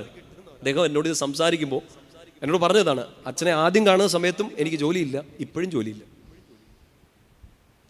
അദ്ദേഹത്തെ 2 പേരും, ജീവിത പങ്കാളി 2 പേരും മുടങ്ങാതെ ആ രാജ്യത്ത് അങ്ങനത്തെ ആരാധനയ്ക്കോ വിശുദ്ധ കുർബാനയ്ക്കോ വേദപാഠത്തിനൊന്നും വലിയ പ്രാധാന്യമൊന്നും അത്ര ഇമ്പോർട്ടൻസ് ഒന്നും കൊടുക്കാത്തൊരു സ്ഥലമാണ്. പക്ഷേ ഇവരുടെ ഒരു പള്ളിയിൽ അവിടുത്തെ ഒരു അച്ഛൻ അവിടെ ആരാധന എടുത്തു വെക്കാൻ തയ്യാറായിട്ടുണ്ട്. അവർ 2 പേരും പോയിരിക്കുന്നു. രാത്രിയിൽ, ആഴ്ചയിൽ ഒരിക്കൽ ഒരു നൈറ്റൊക്കെ പോയിരിക്കുന്നു. പകല് ആരെങ്കിലുമൊക്കെ ഇല്ലെങ്കിൽ ഇവരെ വിളിക്കുന്നു അച്ഛൻ, അവർ പോയിരിക്കുന്നു. ഈ ചേട്ടന് ജോലി നഷ്ടപ്പെട്ടതിൻ്റെ കാരണം എന്താണെന്നറിയോ? മെഡിക്കൽ ഫീൽഡിൽ വർക്ക് ചെയ്യാണ്. ആക്ച്വലി പ്രൈവസിയൊക്കെ ഉള്ളതുകൊണ്ടാണ്, സാഹചര്യമൊന്നും പറയാതെ മെഡിക്കൽ ഫീൽഡിൽ വർക്ക് ചെയ്യാണ്. മരിക്കാൻ കിടക്കാണ് ഒരാൾ. മരിക്കാൻ കിടക്കുന്ന ആളോട് പറഞ്ഞു, ഈശോ രക്ഷിക്കുമെന്ന് പറഞ്ഞു, ഈശോ നിന്നെ സൗഖ്യപ്പെടുത്തുമെന്ന് പറഞ്ഞു. ഈ മരിക്കാൻ കിടക്കുന്ന ഉള്ള ജീവനും എടുത്തിട്ട് വയലൻ്റായി. അയാൾക്ക് ഇഷ്ടമില്ല. ആ രാജ്യത്തിൻ്റെ ഒരു നിയമം അനുസരിച്ച്, സ്വാതന്ത്ര്യത്തെ ആ ഒരു രീതിയിൽ കാണുന്ന ഒരു സിസ്റ്റം അനുസരിച്ച് ഇയാളുടെ ഒരു അവകാശത്തെയാണ് ഈ ചേട്ടൻ നിഷേധിച്ചത്. അയാൾക്ക് കേൾക്കാൻ ആഗ്രഹമില്ലാത്ത എന്തോന്ന് കേട്ടു. എന്ത് ലോകമാണെന്ന് ചിന്തിക്കണം. ബാക്കി എന്തും കേൾക്കുന്നതിന് ആർക്കും ഇവിടെ പരാതികളില്ല. ബാക്കി എന്തിനെക്കുറിച്ചും പ്രോത്സാഹിപ്പിക്കുന്നതിനോ അതിനെക്കുറിച്ച് നിയമങ്ങൾ ഉണ്ടാക്കുന്നതിനോ അതിനെക്കുറിച്ച് ചർച്ചകൾ നടത്തുന്നതിനോ ഇവിടെ ആർക്കും ഒരു പരാതിയില്ല. പക്ഷേ ഈശോ എന്നൊരു വാക്ക് പറഞ്ഞാൽ അതെല്ലാത്തിനും അസ്വസ്ഥതയ്ക്ക് കാരണമായി. ആ രാജ്യത്ത് മാത്രമല്ല, ഇവിടെ ഉണ്ട് കുറേ നല്ല മനുഷ്യർ. വേറെ ആർ വി ഹെഡിങ്, എങ്ങോട്ടായി തള്ളി പോകുന്നതെന്ന് മാത്രം മനസ്സിലാവുന്നില്ല. ഈശോയിൽ നകന്നകന്നകന്നങ്ങ് പൊക്കോണ്ടിരിക്കുകയാണ്. ഈശോയെക്കുറിച്ച് പറയുന്ന ഒരു ബോറാകുന്നു, ഔട്ട് ഓഫ് ഫാഷൻ ആകുന്നു, പറഞ്ഞാൽ അതൊരു കുറവാകുന്നു. കൂട്ടുകാർ മൈൻഡ് ചെയ്യില്ല, കൂട്ടുകാർ മാറ്റി നിർത്തും. ജീവൻ തന്നവനെ തള്ളിക്കളഞ്ഞിട്ട് ബാക്കി എന്തിനു വേണ്ടി ഓടി നടക്കണം? കുറച്ചേ ഉള്ളൂ, മരിക്കും ഉടനെ. അതിന് മുമ്പ് ഈ ചേട്ടൻ ഇത് പറഞ്ഞ് ഇദ്ദേഹത്തോട്, മരിക്കാൻ കിടക്കാണ് ഇയാൾ, നീ രക്ഷപ്പെടും, ഈശോ നിന്നെ സൗഖ്യപ്പെടുത്തുന്നു.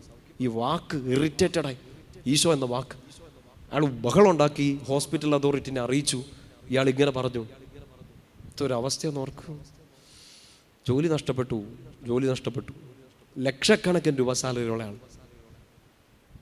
തിരിച്ചു കയറാനുള്ള സാധ്യത തീരെ ഇല്ലാത്ത ഒരു സിറ്റുവേഷനിലേക്ക് അദ്ദേഹം പോകേണ്ടി വന്നു. നഷ്ടം നഷ്ടം നഷ്ടം. എന്തൊരു പൊട്ടൻ, എന്തൊരു മണ്ടൻ അല്ലേ, എന്തൊരു മണ്ടൻ. ഞാൻ എൻ്റെ ജീവിതത്തിൽ കണ്ടിട്ടുള്ള അതൊരു 40 വയസ്സിന് മുകളിലുള്ളവരോട്, ഒരു 40 വയസ്സിന് മുകളിൽ ഞാൻ എൻ്റെ ജീവിതത്തിൽ കണ്ടിട്ടുള്ള ഏറ്റവും ആനന്ദം അനുഭവിക്കുന്ന 2 വ്യക്തികൾ. ഒന്ന് എൻ്റെ അമ്മയാണ് ഞാൻ കണ്ടിട്ടുള്ളത്. ഞാൻ സത്യമായിട്ട് പറയുകയാണ്, ഈ എൻ്റെ ബന്ധുവോ എനിക്ക് നന്നായിട്ട് അറിയാവുന്ന ആൾക്കാരല്ലാത്തവരിൽ, ആത്മീയ മേഖലയിലോ മീൻസ് അച്ഛന്മാരോ സിസ്റ്റേഴ്സോ അങ്ങനെയൊന്നും അല്ലാത്ത ഒരു സാധാരണക്കാരൻ, ഒരു അൽമായനിൽ ഏറ്റവും ആനന്ദം കണ്ടൊരു മുഖം ഈ ചേട്ടൻ്റെയാണ്. ജോലിയില്ല സാർ, ജോലിയില്ല, നഷ്ടപ്പെട്ടു പോയി. ലോകത്തിൻ്റെ മുമ്പിൽ അയാൾ ഒരു മണ്ടനായി.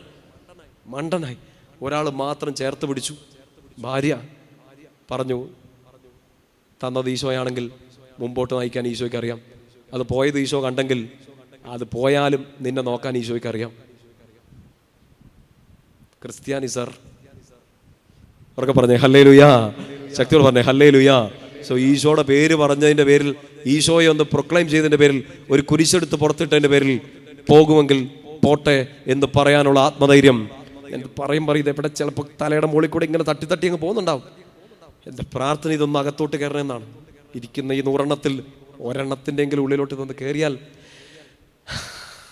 സ്തോത്രം. പറഞ്ഞേ ഹല്ലേലൂയാ. 2 കരങ്ങൾ ഉയർത്തി ശക്തിയോട് പറഞ്ഞേ ഹല്ലേലൂയാ. സന്തോഷം പറഞ്ഞേ ഹല്ലേലൂയാ. കയറുന്നുണ്ടോ ഇവിടെയെങ്കിലും? അതൊക്കെ അങ്ങ് അരിച്ചിറങ്ങിക്കോളും. ഇപ്പം ഇവർ നമ്മുടെ ഏറ്റവും വലിയ ഐഡൻറ്റിറ്റിയുടെ പ്രിയപ്പെട്ട സഹോദരങ്ങളെ വചനം പറയുന്ന പോലെ ഇതാണ്. നമ്മുടെ ഏത് സാഹചര്യത്തിലും നമുക്ക് ഈശോയെ പ്രൊക്ലെയിം ചെയ്യാൻ പറ്റുന്നുണ്ടോ, അതാണ് നമ്മുടെ ഏറ്റവും വലിയ ഐഡൻറ്റിറ്റി. ഇപ്പം ഈശോയെക്കുറിച്ച് പറയാൻ, ഈശോയെന്ന് ആരാധിക്കാൻ, വിശ്വാസിയാണെന്ന് പറയാൻ, ക്രിസ്ത്യാനിയാണെന്ന് പറയാൻ, ബൈബിൾ കൊണ്ട് നടക്കാൻ, ജപമാല എടുത്ത് കൈപ്പിടിക്കാൻ, ഒരു കുരിശെടുത്ത് അണിയാൻ ഒരു മടിയും നാണക്കേടും കാണിച്ചേക്കല്ല്. കാരണം നമ്മൾ ഈ ലോകത്തിൻ്റെ മനുഷ്യരൊന്നും അല്ല.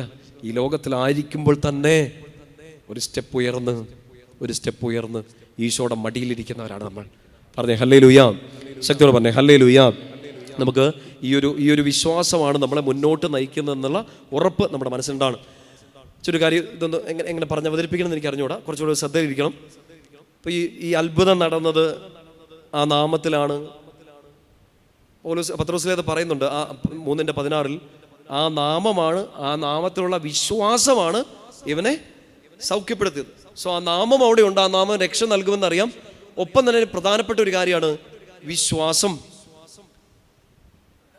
നല്ല രീതിയിലൊന്ന് മനസ്സിലാക്കിയെടുക്കണം. അതായത് പഴയ നിയമത്തിലുടനീളം നമ്മൾ കാണുന്നുണ്ട് ദൈവം തന്നെ വെളിപ്പെടുത്തുന്നു. ഒത്തിരി അനുഭവങ്ങളിലൂടെ ജനത്തിന് മുമ്പിലേക്ക് വെളിപ്പെട്ടു.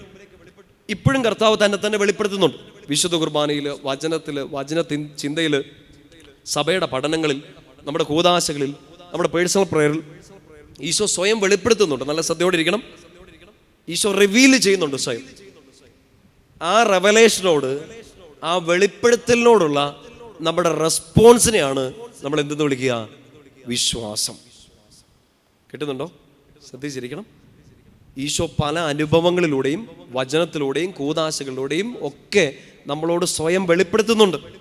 ഞാനാണ് ദൈവം, ഞാനല്ലാതെ മറ്റൊരു ദൈവമില്ലെന്നും എൻ്റെ നാമം വിളിച്ചപേക്ഷിച്ചാൽ നീ രക്ഷ പ്രാപിക്കുമെന്നും പല സാഹചര്യങ്ങളിലൂടെ, പ്രത്യേകിച്ച് വിശുദ്ധ ഗ്രന്ഥ വായനയിലും ആരാധനയിലും വിശുദ്ധ കുർബാനയിലും മറ്റു കൂദാശകളും ഒക്കെ ഈശോ ഇങ്ങനെ വെളിപ്പെടുത്തിക്കൊണ്ടിരിക്കുകയാണ്. ഒരു പ്രോസസ്സാണ്. ഒറ്റയടിക്ക് വന്ന് ഈശോ ഇങ്ങനെ ബും ഞാനാണ് എന്ന് പറയല്ല, നമുക്കിത് വെളിപ്പെടുത്തി തന്നുകൊണ്ടിരിക്കുകയാണ്. ആ വെളിപ്പെടുത്തലിനോടുള്ള നമ്മുടെ റെസ്പോൺസാണ് എന്ത്? നമ്മുടെ പ്രതികരണമാണ് എന്ത്? വിശ്വാസം. അപ്പം ആ വിശ്വാസം നമുക്ക് എല്ലാവർക്കും ഉണ്ടോ? ഈശോ അവിടെ ഉണ്ടെന്നും ഈശോ എൻ്റെ രക്ഷകനാണെന്നും എല്ലാം നമ്മൾ വിശ്വസിക്കുന്നുണ്ട്. അപ്പം തിരിച്ചറിയേണ്ട ഒരു കാര്യം, ഒന്ന് ഡിഫറൻഷിയേറ്റ് ചെയ്ത് മനസ്സിലാക്കേണ്ട ഒരു കാര്യം, ഞാൻ ഈശോയെ വിശ്വസിക്കുന്നു, ഈശോയിൽ വിശ്വസിക്കുന്നു. 2 കാര്യങ്ങളാണ്. ഞാൻ ഈശോയെ വിശ്വസിക്കുന്നു, ഈശോയിൽ വിശ്വസിക്കുന്നു. I believe Christ, I believe in Christ.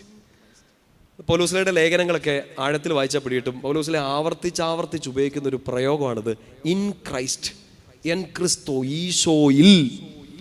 ഇപ്പം സഭ കൂടുതൽ ഫോക്കസ് ചെയ്യുന്നത്, ഇല്ലെങ്കിൽ നമ്മുടെ വിശ്വാസം ഫോക്കസ് ചെയ്യേണ്ട ഒരു കാര്യം ഇതാണ്. ഈശോയെ വിശ്വസിക്കുക എന്നുള്ളതല്ല, ഈശോയിൽ വിശ്വസിക്കുക.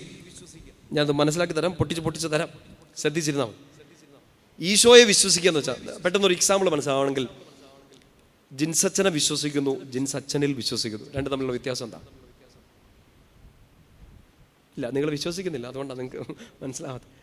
ജിൻസച്ചനെ വിശ്വസിക്കുന്നു, ജിൻസച്ചനിൽ വിശ്വസിക്കുന്നു. രണ്ട് നമ്മളെ വ്യത്യാസം ഞാൻ പറഞ്ഞുതരാം. ഒന്ന്, നിങ്ങൾ എന്നെ വിശ്വസിക്കുന്നുണ്ടെങ്കിൽ നിങ്ങൾ നിങ്ങളുടെ സീക്രട്സ് ചിലപ്പോൾ എന്നോട് പറഞ്ഞേക്കാം. കിട്ടുന്നുണ്ടോ? നിങ്ങൾ എന്നെ വിശ്വസിക്കുന്നുണ്ടെങ്കിൽ ഞാൻ ഈ പറഞ്ഞുകൊണ്ടിരിക്കുന്നതൊക്കെ കേട്ടിരിക്കും. ഇല്ലെങ്കിൽ നിങ്ങൾ ഇവിടെ ഇരിക്കുമോ? ഇല്ല. ഇത് അച്ഛനെ വിശ്വസിക്കുന്നു. അത് നേരെ വിപരീതമല്ല, അതിൻ്റെ ഒരു ഹയർ ലെവലാണ്. അച്ഛനിൽ വിശ്വസിക്കുന്നു. അതിൻ്റെ അർത്ഥം എന്താണെന്നറിയാം? അത് എന്നെ എക്സാമ്പിൾ വെച്ച് പിടികിട്ടില്ല. ഈശോയെ തന്നെ വേണം. ഈശോയെ വിശ്വസിക്കുന്നു എന്ന് പറഞ്ഞാൽ ഈശോ ചെയ്ത അത്ഭുതങ്ങൾ എന്തെങ്കിലും ഡൗട്ട് ഉണ്ടോ നിങ്ങൾക്ക്? ഈശോ പറഞ്ഞ വാക്കുകൾ ഇഷ്ടമല്ലേ? ഈശോ ചെയ്ത മഹത്തായ കാര്യങ്ങൾ, ഈശോ എന്ന ഒരു വ്യക്തിത്വം, ഈശോ എന്ന ദൈവം, ഈശോയെക്കുറിച്ച് കേട്ടറിഞ്ഞ കാര്യങ്ങൾ, ഈശോയെക്കുറിച്ച് വായിച്ചറിഞ്ഞ കാര്യങ്ങൾ, ഈശോയെ ഞാൻ വിശ്വസിക്കുന്നു. ഈശോ കൊള്ളാം, ഈശോ അടിപൊളി, ഈശോ കൊള്ളാം. കേട്ടുന്നുണ്ടോ? ഭയങ്കര ലോ ലെവൽ വിശ്വാസമാണ്. ഈശോയെ ഞാൻ വിശ്വസിക്കുന്നു പോരാ. ഈശോയിൽ വിശ്വസിക്കുന്നു എന്ന് വെച്ചാൽ നന്നായിട്ട് ഇത് മനസ്സിലാക്കുക. ഈശോയുടെ അധികാരത്തെയും ഈശോയ്ക്ക് എൻ്റെ മേലുള്ള അധികാരത്തെയും ഈശോയുടെ ആ വലുപ്പത്തെയും ഈശോയുടെ ആ പരിശുദ്ധിയെയും ഞാൻ ഏറ്റുപറയുകയും ആ ശക്തിയുടെ മുമ്പിലേക്ക് ഞാൻ എന്നെ തന്നെ സറണ്ടർ ചെയ്യുക, സമർപ്പിക്കുകയും ചെയ്യുന്നതാണ് ഈശോയിൽ വിശ്വസിക്കുക എന്ന് പറഞ്ഞു. കേട്ടുന്നുണ്ടോ? ഈശോയെ വിശ്വസിക്കുക എന്ന് വെച്ചാൽ എനിക്ക് നിന്നെ വിശ്വസിക്കാം, എനിക്ക് നിന്നെ വിശ്വസിക്കാം, എൻ്റെ അപ്പനെ വിശ്വസിക്കാം, അമ്മേനെ വിശ്വസിക്കാം, എൻ്റെ കൂട്ടുകാരിയെ വിശ്വസിക്കാം. പക്ഷെ എനിക്ക് എൻ്റെ കൂട്ടുകാരനിൽ, എൻ്റെ ഭാര്യയിൽ, എൻ്റെ ഭർത്താവിൽ വിശ്വസിക്കാനുള്ള പറ്റില്ല. കാരണം എന്താണ്? അധികാരം ഇവർക്കല്ല. എനിക്ക് എന്നാ സംഭവിച്ചാലും ഇവർക്ക് ചെയ്യാൻ പറ്റുന്ന ലിമിറ്റുണ്ട്. അവർക്ക് എൻ്റെ ഫുൾ കൺട്രോൾ ഇല്ല. കാരണം അവരല്ല എന്നെ നട്ടത്. കിട്ടുന്നുണ്ടോ? മുന്തിരിവള്ളി. അങ്ങനെ ഒരാൾ മാത്രമേ ഉള്ളൂ. ആര്? ഈശോ. സോ ഈശോയെ വിശ്വസിക്കുക അല്ല, ഈശോയിൽ വിശ്വസിക്കുക. അവിടുത്തെ അധികാരത്തെ ഏറ്റുപറയുകയും അവിടുന്ന് അല്ലാതെ എന്നെ രക്ഷിക്കാൻ മറ്റൊരാളില്ലെന്ന് പറയുകയും അങ്ങനെ ഒരു തിരിച്ചറിവിൽ ജീവിതം മുഴുവനായിട്ട് ഈശോയ്ക്ക് സറണ്ടർ ചെയ്യുകയും ചെയ്യുന്നതാണ് വിശ്വാസം. ഈശോ പറഞ്ഞ കാര്യങ്ങളെ ഞാൻ ഏറ്റെടുത്തു, ഞാൻ കൊള്ളാമെന്ന് പറഞ്ഞു. നോ, അത് വിശ്വാസമല്ല. അത് വിശ്വാസത്തിൻ്റെ ഒരു ബേസ് ലെവലായുള്ളൂ. ഈശോയിൽ കംപ്ലീറ്റ് ട്രസ്റ്റ്, ആശ്രയത്വം. കാരണം അധികാരിയാണ്, ആ അധികാരിക്കാണ് എൻ്റെ ജീവിതത്തിൻ്റെ ഫുൾ കൺട്രോൾ എന്നൊരു തിരിച്ചറിവിൽ എല്ലാം അവിടത്തേക്ക് സമർപ്പിക്കുന്നു. ഈശോയിൽ വിശ്വസിക്കുന്നു. പറഞ്ഞേ ഹല്ലേലൂയ. നിങ്ങൾ നിങ്ങളുടെ വിശ്വാസ പ്രമാണം ഒന്ന് പറഞ്ഞു നോക്കിയേ. സർവശക്തനായ പിതാവും ആകാശത്തിൻ്റെയും ഭൂമിയുടെയും സൃഷ്ടാവുമായ ദൈവത്തെ ആണോ? ദൈവത്തിൽ. സോ ഇത് ഓർക്കണം, സഭ നമുക്ക് പഠിപ്പിച്ചു തരുന്നത് ഇത് തന്നെയാണ്. ദൈവത്തിൽ ഞാൻ വിശ്വസിക്കുന്നു. അവിടുത്തെ ഏകപുത്രനും നമ്മുടെ കർത്താവുമായ ഈശോ മിശിഹായിലും പരിശുദ്ധാത്മാവിലും ഞാൻ വിശ്വസിക്കുന്നു. അപ്പം അത് വളരെ പ്രധാനപ്പെട്ടതാണ്. അപ്പം ഈ ഇൽ മനസ്സിലാക്കണം. അല്ല ഇൽ. കിട്ടുന്നുണ്ടോ? അത് ക്ലിയർ ആണോ? സോ അങ്ങനെ ഒരു ആ സമയത്ത്, അതായത് മറ്റു കാര്യങ്ങൾ ആർക്കും എളുപ്പമാണ്. ഒരു അക്രൈസ്തവനും ഈശോയെ വിശ്വസിക്കാം. ഹായ്, നല്ല കാര്യങ്ങൾ, നിന്നെപ്പോലെ നിന്റെ അയൽക്കാരനെ സ്നേഹിക്കുക, വാവ്, ഇത്ര മഹോന്നത ഗുരു വേറെ ആരുണ്ട് എന്നൊക്കെ പറയാം. ആർക്കും പറയാതെ. പിന്നെ സ്നേഹത്തിന് വേണ്ടി ജീവൻ ബലിയർപ്പിക്കുക, എന്തൊരു ബ്യൂട്ടിഫുൾ ലൈഫ്. ഒരു നിരീശ്വരവാദിക്കും ഈശോയെ സ്നേഹിക്കുന്നതിന് ബുദ്ധിമുട്ടില്ല. കിട്ടുന്നുണ്ടോ? പക്ഷേ ഒരു കുഞ്ഞിന് മാത്രമേ അപ്പനിൽ വിശ്വസിക്കാൻ പറ്റൂ. ആശ്രയത്വം. അപ്പം നമ്മളതാണ് ബിൽഡ് ചെയ്തെടുക്കേണ്ടത്. ഈശോയെ വിശ്വസിക്കുന്നത് നല്ലത്, ബേസ് ലെവൽ. ഈശോയിൽ കംപ്ലീറ്റ് ട്രസ്റ്റ്. അങ്ങനെ ഒരു വിശ്വാസത്തിലാണ് എൻ്റെ പ്രിയപ്പെട്ട സഹോദരങ്ങളെ നമ്മളിപ്പോൾ ഈ പറഞ്ഞ ഈ വചനങ്ങളൊക്കെ ഉണ്ടല്ലോ, അതൊക്കെ ഇനി ഫലം ചൂടുന്നത് ഈശോയിൽ ഉള്ള വിശ്വാസമാണ്. അവൻ്റെ നാമത്തിൽ ഉള്ള വിശ്വാസം അവനെ സൗഖ്യപ്പെടുത്തി. കാരണം ഈ ചെറുപ്പക്കാരൻ, ഈ പയ്യന്, അപ്പോസ്തല പ്രവർത്തനം 3-ാമത്തെ അധ്യായത്തിൽ കാണുന്ന ഈ കാല് മേലാത്ത ഈ പയ്യന് ഒരു പിടിയില്ല. ഈശോയെക്കുറിച്ച് വല്ല അറിവുണ്ടോ? കേട്ടുകേൾവി ഉണ്ടാകും. കാരണം അവിടെ ഒരു ക്രൂശീകരണം നടന്നു. പക്ഷെ അത് വലിയ ഫേമസ് ഒന്നും അല്ല. കാരണം അവിടെ ഇഷ്ടംപോലെ ക്രൂശീകരണം നടന്നിട്ടുണ്ട്. ഉദ്ധാനത്തിൻ്റെ വാർത്തകളൊക്കെ കേട്ടിട്ടുണ്ട്. പക്ഷേ ഈ പിച്ച തെണ്ടിക്കൊണ്ടിരിക്കുന്ന, ഭിക്ഷയാച്ചുകൊണ്ടിരിക്കുന്ന ഈ പയ്യനെ സംബന്ധിച്ച് ഇതൊരു വാർത്തയല്ല. പക്ഷെ വഴിയേ പോയ ഒരാൾ, എനിക്കൊരു 10 രൂപയോ 20 രൂപയോ തരാൻ സാധ്യതയുള്ള ഒരാൾ എൻ്റെ കയ്യിൽ അതില്ലെന്ന് പറയുകയും ഈശോയിൽ നീ വിശ്വസിക്കുക എന്ന് പറയും, ആ നാമം നിന്നെ സൗഖ്യപ്പെടുത്തുകയും ചെയ്യുമെന്ന് പറയുമ്പോൾ അയാൾ ഈശോയിൽ വിശ്വസിച്ചു. പത്രോസിനെയും യോഹന്നാനെയും വിശ്വസിച്ച് കാണും. അതുപോലെയല്ല, ഈശോയിൽ അയാൾ വിശ്വസിച്ചു. ആ വിശ്വാസം അയാളെ സൗഖ്യപ്പെടുത്തി. പറഞ്ഞേ ഹല്ലേലൂയ. അപ്പം അത് അങ്ങനെ ഒരു വിശ്വാസം ഉണ്ടാകുന്നത് എൻ്റെ പ്രിയപ്പെട്ട സഹോദരങ്ങളെ തീർച്ചയായിട്ടും നമ്മുടെയൊക്കെ വ്യക്തി ജീവിതത്തിൽ നമ്മുടെ വിശ്വാസം വളരേണ്ട ഒരുപാട് സാഹചര്യമുണ്ട്. അപ്പം അതെല്ലാം സംഭവിക്കേണ്ടത് എവിടെ വെച്ചാൽ അറിയോ? ഈശോയുമായിട്ടൊരു കണ്ടുമുട്ടലിലാണ്. ഈശോയെന്ന് നേരിട്ട് കണ്ടുമുട്ടുക. ഇപ്പം നിങ്ങളിപ്പോൾ ഇവിടെ ഒരു വചനം കേൾക്കാനൊക്കെ വരുന്നു, നിങ്ങൾ ആരാധിക്കാൻ വേണ്ടിയിട്ട്, ഈശോയെ ആരാധിക്കാൻ വേണ്ടിയിട്ടൊക്കെ വരുമ്പോൾ ഈ ഈശോയെ വിശ്വസിച്ച്, ഈശോയിൽ വിശ്വസിച്ചുകൊണ്ടുള്ളൊരു ജീവിതം നിങ്ങൾ ആഗ്രഹിക്കുമ്പോൾ പ്രാർത്ഥിക്കേണ്ട വലിയൊരു കാര്യമാണ്. തീർച്ചയായിട്ടും നിങ്ങളിവിടെ വരുമ്പോൾ നിങ്ങൾക്ക് നിയോഗങ്ങളുണ്ട്. രോഗം മാറാനോ, പരീക്ഷ ജയിക്കാനോ, നിങ്ങളുടെ സങ്കടങ്ങൾ മാറാനോ, നിങ്ങളുടെ ഒരു ആത്മീയ ഉണർവിന് വേണ്ടിയിട്ടൊക്കെ ആയിട്ട് നിങ്ങൾ വരുമ്പോഴും എപ്പോഴും നമ്മുടെ ഉള്ളിൻ്റെ ഉള്ളിൽ രൂഢമൂലമായ ആഴത്തിൽ പതിഞ്ഞ് കിടക്കേണ്ട ഒരു ആഗ്രഹവും പ്രാർത്ഥനയായിരിക്കണം, ഈശോയെ കാണണം, ഈശോയെ കാണണം. നിങ്ങൾക്ക് അങ്ങനെ ഒരു ആഗ്രഹമുണ്ടോ? പേടിയുണ്ടോ?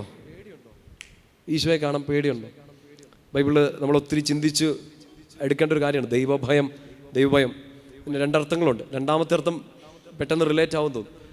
ആദ്യത്തെ ദൈവഭയം, ബൈബിളിലെ ദൈവത്തെക്കുറിച്ച് നമുക്ക് എല്ലാവർക്കും അറിയാം. ദൈവത്തെ പേടിയുള്ള മനുഷ്യൻ എന്ന് വെച്ചാൽ പ്രത്യേകിച്ച് ഈശോയെ കണ്ടുമുട്ടിയ ആ ജീവിതം പോയി എന്ന് ചിന്തിച്ച് അറിഞ്ഞുകൊണ്ട് ഒഴിവാക്കുന്ന ആൾക്കാരുണ്ട്. പേടിയാണ്. പക്ഷെ അത് ആ പേടി മറച്ചു പിടിക്കാൻ വേണ്ടി അവർ പല പ്രഹസനവും കാണിക്കും. ഞങ്ങൾ വേറെ ടെമ്പറാണ്, ഞങ്ങൾ വേറെ ലെവലാണ്, ഞങ്ങളുടെ ദൈവത്തോട് നേരിട്ട് സംസാരിക്കുന്ന ആൾക്കാരാണ്, കുമ്പസാരമാണ് നമുക്ക് ആവശ്യമുള്ള, പള്ളിയിലൊക്കെ നിങ്ങൾ അല്പവിശ്വാസികൾ പോയാൽ മതി. അങ്ങനെയുള്ള ഹൈ ടെമ്പർ ആൾക്കാരുണ്ട്. ഹൈ ടെമ്പർ ഞാൻ കണ്ടിട്ടുണ്ട്. പുസ്തകം വായിച്ച നിരീശ്വരവാദികളെയും യൂട്യൂബ് കണ്ട നിരീശ്വരവാദികളെയും പെട്ടെന്ന് മനസ്സിലാവുമല്ലോ. എപ്പോൾ ശ്രദ്ധിച്ചിരുന്നു പല ആളുകൾക്കും നിങ്ങളിത് മനസ്സിലാക്കി, നിങ്ങളുടെ വീട്ടിലുള്ള ആളെ ഓർത്താൽ മതി, നിങ്ങളുടെ അയൽപ്പക്കത്തുള്ള ആൾക്കാർ, നിങ്ങളെ വന്ന് തർക്കിച്ച് പേടിപ്പിക്കുന്ന ആൾക്കാരെ ഓർത്താൽ മതി. പള്ളി പോകണ്ട, അതൊക്കെ 5-ാം നൂറ്റാണ്ടിലെയും 1-ാം നൂറ്റാണ്ടിലെയും കാര്യങ്ങളാണെന്നൊക്കെ പറഞ്ഞിങ്ങനെ വെറുതെ ഒന്നുമില്ലേലും സ്വയം നവോത്ഥാനം കാണിച്ചുകൊണ്ടിരിക്കുന്ന കുറേ ആൾക്കാരുണ്ട്. എന്നറിയോ? വല്ലാത്ത ഭീരുക്കളാണ്, വല്ലാത്ത പേടിയാണ്. മനുഷ്യരെ അല്ല, ഈശോയെ ഭയങ്കര പേടിയാണ്. എന്നുവെച്ചാൽ ഈശോ കടിക്കും മാന്തും എന്നുള്ള പേടിയൊന്നുമല്ല. ഈ പല ദൈവിക എതിർപ്പുകളുടെയും പിന്നിൽ ഈ പേടിയുണ്ട്.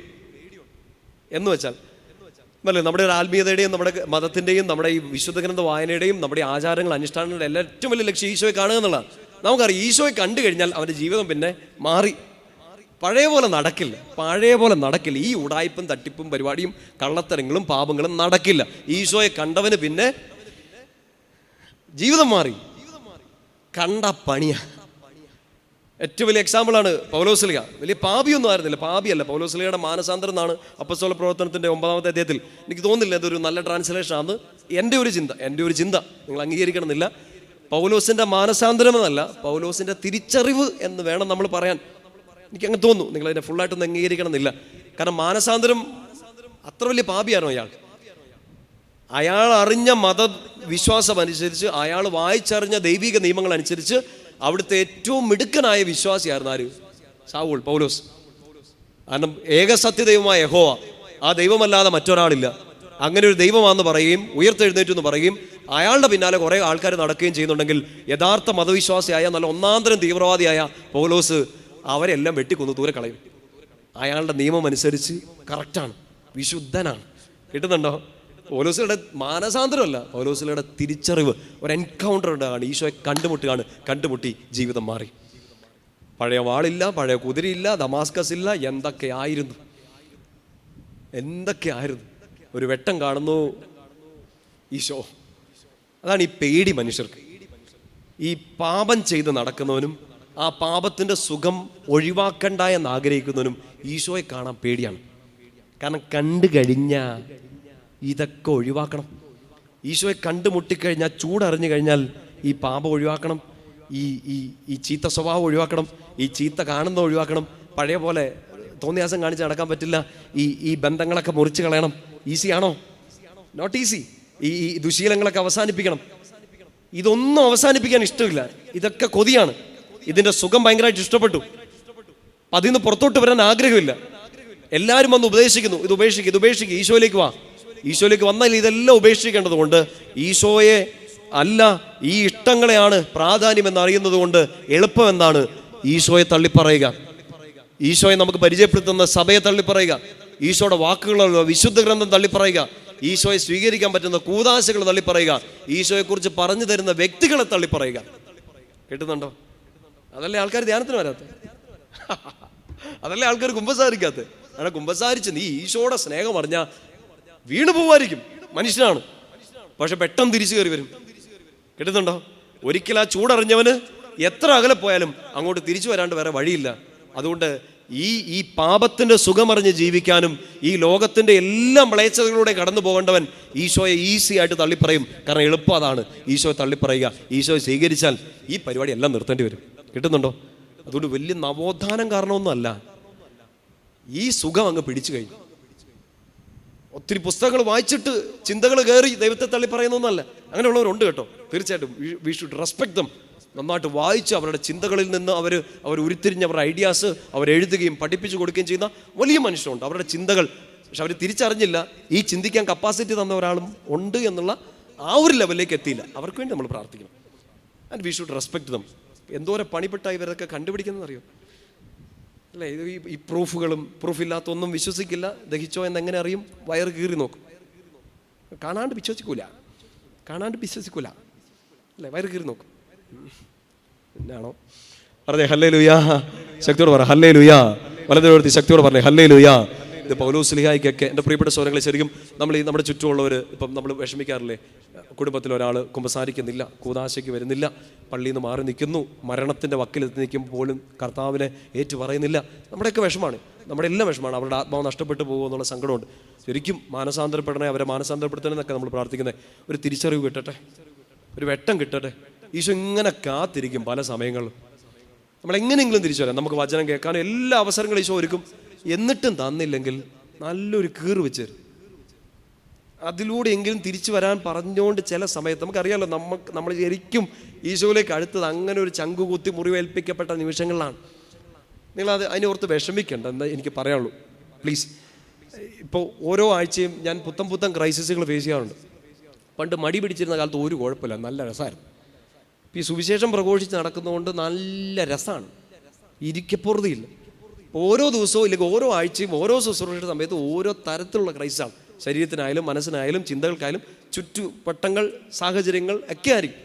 നമ്മളിതിനെ ഫേസ് ചെയ്തേ മതിയാവും. ഫേസ് ചെയ്ത് ഇടിച്ചിടിച്ച് കയറിപ്പോവുക.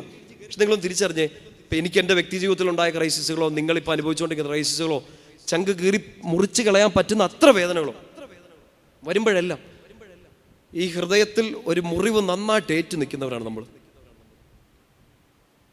ആ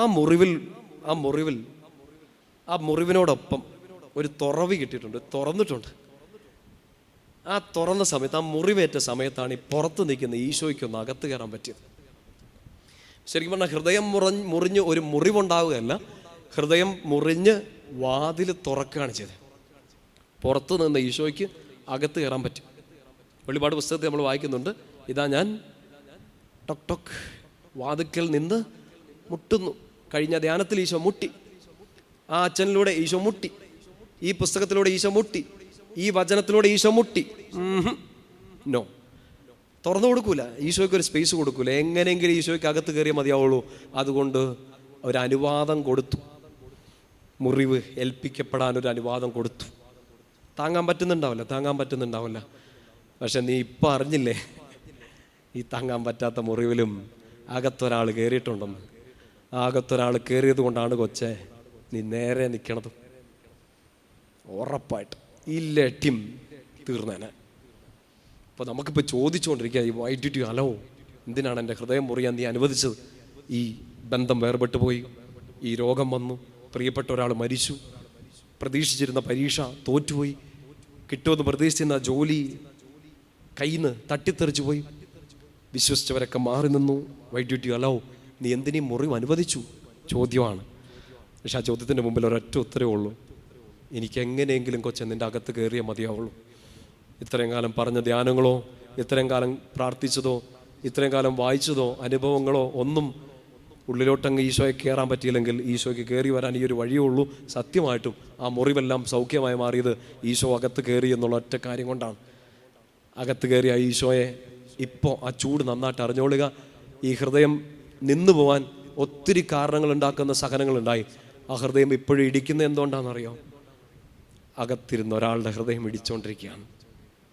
നിന്റെ ഹൃദയം നിലച്ചു, ശ്വാസം പൊട്ടി. കാരണം അത്രയും വലിയ വേദനയിലൂടെ നീ കടന്നുപോയി. പക്ഷെ ആ മുറിവിൽ കൂടെ വാതിൽ തുറന്ന് ഒരാൾ അകത്ത് കയറി, അയാൾ ശ്വസിച്ചുകൊണ്ടിരിക്കുകയാണ്. ആ ദൈവം ബ്രീത്ത് ചെയ്തുകൊണ്ടിരിക്കുകയാണ്. ആ ഈശോ മിടിച്ചുകൊണ്ടിരിക്കുകയാണ്. So I am alive. ഞാൻ ഇപ്പോഴും പിടിച്ചു നിൽക്കുന്നു, നമ്മളിപ്പോഴും പിടിച്ചു നിൽക്കുന്നു. ഉറക്കെ പറഞ്ഞേ ഹല്ലേലൂയാ. ശക്തിയോട് പറ ഹല്ലേലൂയാ. സന്തോഷത്തോട് പറഞ്ഞേ ഹല്ലേലൂയാ. അതുകൊണ്ട് ആ മുറിവുകളോടും വേദനയോടൊക്കെ പറഞ്ഞേക്കണം. പൗലോസ് കൊരിന്തോസാരോട് പറയുന്ന പോലെ, എഴുതിയതുപോലെ, മരണമേ നിന്റെ ദംശനം എവിടെ? നീ കുത്താൻ നോക്കി, നീ മുറിപ്പെടുത്താൻ നോക്കി, നീ തകർത്ത് കളയാൻ നോക്കി, നിന്റെ വിജയം എവിടെ? യേശുക്രിസ്തു വിജയം കണ്ടെത്തിയിരിക്കുന്നു. യേശുക്രിസ്തു വിജയം കണ്ടെത്തിയിരിക്കുന്നു. എൻ്റെ കയ്യിൽ ഞാൻ എപ്പോഴും കൊണ്ടു നടക്കുന്ന ഒരു കുരിശാണ്. എനിക്കൊരു സമ്മാനമായിട്ട് കിട്ടി. നമ്മുടെ ഒരു ഈസ്റ്റേൺ ഓർത്തഡോക്സ് പാരമ്പര്യങ്ങളിൽ ഉപയോഗിക്കുന്ന ഒരു കുരിശാണ്. പിന്നെ എഴുതിയിരിക്കുന്നൊരു ഷോർട്ട് ഫോം ഉണ്ട്. നിങ്ങൾക്ക് ഈ കുരിശ് കിട്ടുമെന്ന് എനിക്ക് അറിഞ്ഞൂടാ. നീ ഇത് കിട്ടാൻ വേണ്ടി ഓടി നടക്കണ്ട കേട്ടോ. പിന്നെ എഴുതിയിരിക്കുന്നൊരു കാര്യമാണ് യേസുസ് ക്രിസ്തുസ് നിക്ക. യേസുസ് ക്രിസ്തുസ് നിക്ക. യേസുസ് ക്രിസ്തുസ് കേട്ടല്ലോ. ആരെക്കുറിച്ചാണ്? യേശു ക്രിസ്തു, ഈശോ, നിക്ക. NIKE ഒരു സ്പോർട്സ് വെയർ കമ്പനി കേട്ടിട്ടുണ്ടാവല്ലോ. നൈക്ക്, സ്പീഡ്, ഫാസ്റ്റർ, വിജയം, അങ്ങനെയൊക്കെ ഒരു അർത്ഥം വരുന്ന വാക്കാണ് നൈക്ക്. മറ്റേ ശരിയടയാളം, ജസ്റ്റ് ഡു ഇറ്റ് കണ്ടിട്ടുണ്ടല്ലോ അല്ലേ? നമ്മൾ ചാത്തൻ സാധനം ഉപയോഗിച്ചിട്ടുണ്ടാവുള്ളൂ അല്ലേ? ഒറിജിനൽ സാധനങ്ങളുണ്ട്, എന്നാൽ ആ വരയൊക്കെ അവിടെ ഉണ്ടാവും. നിക്ക ആ വാക്കൊന്ന് ഓർമ്മിപ്പിക്കാൻ വേണ്ടി വന്നതാണ്. യേസുസ് ക്രിസ്തുസ് നിക്ക. പൗലോസിലൂടെ ആ വാക്ക് ഉദ്ധരിച്ചുകൊണ്ട് ഉപയോഗിച്ചുകൊണ്ടിരിക്കുന്ന പ്രാർത്ഥനയാണ്. ജേസുസ് പന്തോക്രാത്തോർ, യേശു ക്രിസ്തു വിജയിച്ചിരിക്കുന്നു. എന്തിൻ്റെ മേൽ? മരണത്തിൻ്റെ മേൽ, സാത്താൻ്റെ മേൽ ക്രിസ്തു വിജയിച്ചിരിക്കുന്നു. അതായത് നമ്മളെ ഭയപ്പെടുത്താൻ സാധ്യതയുള്ള ഏറ്റവും വലിയ 2 കാരണങ്ങളാണ്. ഒന്ന് പിശാച്, 2 മരണം. അതിൻ്റെ മേലും വിജയം കണ്ടെത്തിയവൻ ആര്? ഈശോ. പറഞ്ഞേ ഹല്ലേലൂയാ. ശക്തിയോടെ പറ ഹല്ലേലൂയാ. ഇത് ഉള്ളിലോട്ട് അങ്ങ് കയറിയേക്കണം. അത്ര വലിയൊരു അധികാരിയിൽ ആണ് ഞാൻ ട്രസ്റ്റ് ചെയ്തേക്കുന്നത്. അതുകൊണ്ട് മുറിപ്പെടുത്തിയ ആളുകളോടും പറഞ്ഞേക്കണം, മുറിപ്പെടുത്തിയ അനുഭവങ്ങളോടും പറഞ്ഞേക്കണം, പരാജയപ്പെട്ട പരീക്ഷകളോടും പറഞ്ഞേക്കണം, മാറി നിന്നവരോടും പറഞ്ഞേക്കണം, യേസുസ് ക്രിസ്തുസ് നിക്ക. യേശു ക്രിസ്തു വിജയിച്ചിരിക്കുന്നു. മരണത്തിന്റെ മേലും സാത്താന്റെ മേലും വിജയം നേടിയ എൻ്റെ ഈശോ എൻ്റെ ഉള്ളിലുണ്ട്. അങ്ങനെയെങ്കിൽ പരാജയങ്ങളെ, സങ്കടങ്ങളെ, മുറിപ്പെടുത്തിയവരെ, ചതിച്ചവരെ, രോഗങ്ങളെ, നിങ്ങളുടെ മേലും അധികാരം എൻ്റെ ഉള്ളിലുള്ള ഈശോയ്ക്കാണ്. എന്നെ തോപ്പിക്കാൻ നോക്കണ്ട, കാരണം ഞാൻ വീക്കാണ്, ബട്ട് ഹീ ഈസ് സ്ട്രോങ്. പറഞ്ഞേ ഹല്ലേലൂയാ. ശക്തിയോടെ പറ ഹല്ലേലൂയാ. പൗലോസ്ലീഹയോട് കർത്താവ് ഇങ്ങനെ പറയുന്നത്, നിന്റെ ബലഹീനതയിലാണ് എൻ്റെ ശക്തി വെളിപ്പെടുന്നത്. ഈശോയിൽ വിശ്വസിക്കുന്നത് ഇങ്ങനെയാണ്, എൻ്റെ അപ്പ എനിക്ക് ഇത്രേ പറ്റണുള്ളൂ, ഞാൻ ബലഹീനയാണ്, എന്നെ കൊണ്ട് ഇത്രേ പറ്റുന്നുള്ളൂ. ആൻഡ് ആ എളിമയോടുകൂടി, നീ ആ ട്രസ്റ്റോടുകൂടി ഈശോയിൽ നിന്നെ തന്നെ സറണ്ടർ ചെയ്യുമ്പോൾ യു വിൽ റിയലൈസ് ദിസ്. നിന്റെ ബലഹീനതയിൽ അവൻ്റെ ശക്തി വെളിപ്പെടും. കൊച്ചെ പറഞ്ഞേ ഹല്ലേലൂയാ. ഇപ്പൊ പറഞ്ഞേക്കണം, ഈശോ എൻ്റെ വീട് ഇത്ര ഉള്ളെന്ന്.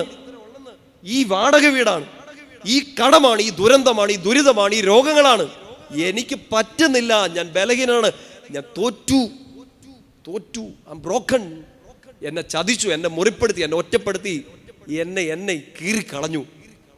I am week. നിന്റെ ബലഹീനതയിൽ നീ തോറ്റു നിൽക്കുമ്പോൾ, നീ ബ്രോക്കൺ ആയിട്ട് നിൽക്കുമ്പോൾ, നീ ഹ്യൂമിലിയേറ്റഡ് ആയിട്ട് നിൽക്കുമ്പോൾ അവൻ്റെ ശക്തി അറിയുകയാണ്. നീ ട്രസ്റ്റ് ഹിം, കംപ്ലീറ്റ് സറണ്ടറി. പറഞ്ഞേ ഹല്ലേലൂയാ. ശക്തിയോട് പറഞ്ഞേ ഹല്ലേലൂയാ. വലതുവരത്തി ശക്തിയോട് പറഞ്ഞേ ഹല്ലേലൂയാ. പ്രിയപ്പെട്ട സഹോദരങ്ങളെ, അവിടെ ആ ഒരു ബോധ്യത്തിലേക്കൊന്ന് വരിക. എനിക്ക് ട്രസ്റ്റ് ചെയ്യാൻ പറ്റുന്ന ഒരാൾ, വിശ്വസിക്കാൻ, ഈശോയെ അല്ല ഈശോയിൽ അങ്ങനെ ഒരാൾ എൻ്റെ കൂടെ ഉണ്ട്. ശക്തിയോട് പറഞ്ഞേ ഹല്ലേലൂയാ. എൻ്റെ പ്രിയപ്പെട്ട സഹോദരങ്ങളെ, ഏത് ക്രൈസിസ്, അച്ഛൻ ഒന്നിനെയും പേരെടുത്ത് പറഞ്ഞിട്ടില്ല. What ever you are going through, ഈശോയിൽ വിശ്വസിക്കുക, അവനിൽ വിശ്വസിക്കുക, ഇൻ ക്രൈസ്റ്റ്. കിട്ടുന്നുണ്ടോ? ആ ഒരു ട്രസ്റ്റ് ഭയങ്ങളെല്ലാം എടുത്തു മാറ്റും. ആ ഒരു ട്രസ്റ്റ് നമ്മളെ എഴുന്നേൽപ്പിച്ച് നിർത്തും. ആ ഒരു ട്രസ്റ്റ് വിശുദ്ധിയിൽ ജീവിക്കാൻ നിങ്ങളെ സഹായിക്കും. ഇതിൻ്റെ പരമമായ ലക്ഷ്യം നിത്യരക്ഷ, നിത്യജീവനിലേക്ക് കർത്താവ് നിങ്ങളെ നയിക്കും. നിങ്ങൾ പ്രത്യേകമായിട്ട് ധ്യാനകേന്ദ്രത്തിന് വേണ്ടി, ശുശ്രൂഷകൾക്ക് വേണ്ടി പ്രാർത്ഥിക്കുക. നമുക്കിനി അടുത്ത ഇവിടെയുള്ള ധ്യാനം ഓഗസ്റ്റ് മാസം 1 മുതൽ 4 വരെ തപസ് ധ്യാനം, 8 മുതൽ 11 വരെ ഹീൽ ധ്യാനത്തിൻ്റെ 10ാമത്തെ എഡിഷൻ എന്നൊക്കെയാണോ പറയേണ്ടതെന്ന് എനിക്ക് അറിഞ്ഞുകൂടാ. ഹീൽ ധ്യാനത്തിൻ്റെ 10ാമത്തെ വേർഷൻ. കാരണം ഓരോ ധ്യാനം ഓരോ രീതിയിലാണ് പോകുന്നത്. 9 രീതിയിൽ പോയി. തപസ് ധ്യാനം എപ്പോഴും നിങ്ങൾക്കറിയാം, ഒരു സഹനം ഏറ്റെടുത്തുകൊണ്ടുള്ള, ഉപവസിച്ചുകൊണ്ടുള്ള പ്രാർത്ഥനയാണ്, ധ്യാനമാണ്. അപ്പോൾ ഹീലിൻ്റെ 10ാമത്തത് 8 മുതൽ 11 വരെയാണ്. സെപ്റ്റംബർ മാസത്തിലെ അവസാനത്തെ ശനിയാഴ്ച, സെപ്റ്റംബർ 28-ാം തീയതി 10 ഹീൽ ധ്യാനങ്ങൾക്ക് കൂടിയവർക്ക് വേണ്ടി മാത്രമായിട്ട് ഒരു ഏകദിന ഒരു ഫോളോ അപ്പ് 10 ഹീൽ ധ്യാനങ്ങളിൽ ഏതെങ്കിലും ഒന്ന് കൂടിയവർക്ക് വേണ്ടി മാത്രമായിട്ട് നമ്മളൊരു ഫോളോ അപ്പ് ധ്യാനം പോലെ ഒരു ദിവസത്തേക്ക് മാത്രം നടത്തുന്നുണ്ട്. ആ ഏകദിന ധ്യാനം തീർച്ചയായിട്ടും ഹീൽ കൂടിയിട്ടുള്ളവർക്ക് വേണ്ടി മാത്രം ഉള്ളതാണ്. സെപ്റ്റംബർ 28 അവസാനത്തെ ശനിയാഴ്ച. അതിനുവേണ്ടി നിങ്ങൾ പ്രത്യേകമായിട്ടൊന്ന് പ്രാർത്ഥിക്കണം. ഒക്ടോബർ മാസത്തിൽ മരിയൻ മന്താണ്. മാതാവിൻ്റെ പ്രത്യേക വണക്കം, നമ്മൾ ജപമാല പ്രത്യേകമായിട്ട് ഓർക്കുന്ന ഒരു മാസം. ഒക്ടോബർ മാസം 1 മുതൽ 31 വരെ നമ്മുടെ ധ്യാന കേന്ദ്രത്തിൽ അഖണ്ഡ ജപമാല നടക്കുകയാണ്. 1 മുതൽ 31 വരെ കണ്ടിന്യൂസ് ആയിട്ട് 24/7 ജപമാല ചൊല്ലി പ്രാർത്ഥിച്ചുകൊണ്ടിരിക്കുകയാണ്. അപ്പോൾ അതിൽ നിങ്ങൾക്ക് വന്ന് പങ്കുചേരാം. ചില ദിവസങ്ങളിൽ ഇരുന്ന് പ്രാർത്ഥിക്കണം, ചില മണിക്കൂറുകളിൽ ഇരുന്ന് പ്രാർത്ഥിക്കണം, ഇവിടെ സ്റ്റേ ചെയ്ത് പ്രാർത്ഥിക്കണം, എല്ലാം ചെയ്യാം. അങ്ങനെ ആഗ്രഹം ഉണ്ടെങ്കിൽ അങ്ങനെ വന്ന് ഇരുന്ന് പ്രാർത്ഥിക്കാം. 1 മണിക്കൂറെങ്കിൽ 1 മണിക്കൂർ ജപമാലയുടെ ഭാഗമായിരിക്കുക. ഒറ്റയ്ക്കോ ഗ്രൂപ്പായിട്ടോ കുടുംബമായിട്ടോ ഒക്കെ വന്നിരുന്ന് പ്രാർത്ഥിക്കാം. ആ കാര്യങ്ങളൊന്ന് മനസ്സിലോർത്തേക്കുക. നിങ്ങളുടെ പ്രാർത്ഥനയിൽ ഇവിടുത്തെ ധ്യാനങ്ങളെ, ശുശ്രൂഷകളെ പ്രത്യേകമായിട്ട് ഓർക്കുക. ശക്തിയോട് പറഞ്ഞേ ഹല്ലേലൂയ. സന്തോഷത്തോട് പറഞ്ഞേ ഹല്ലേലൂയ.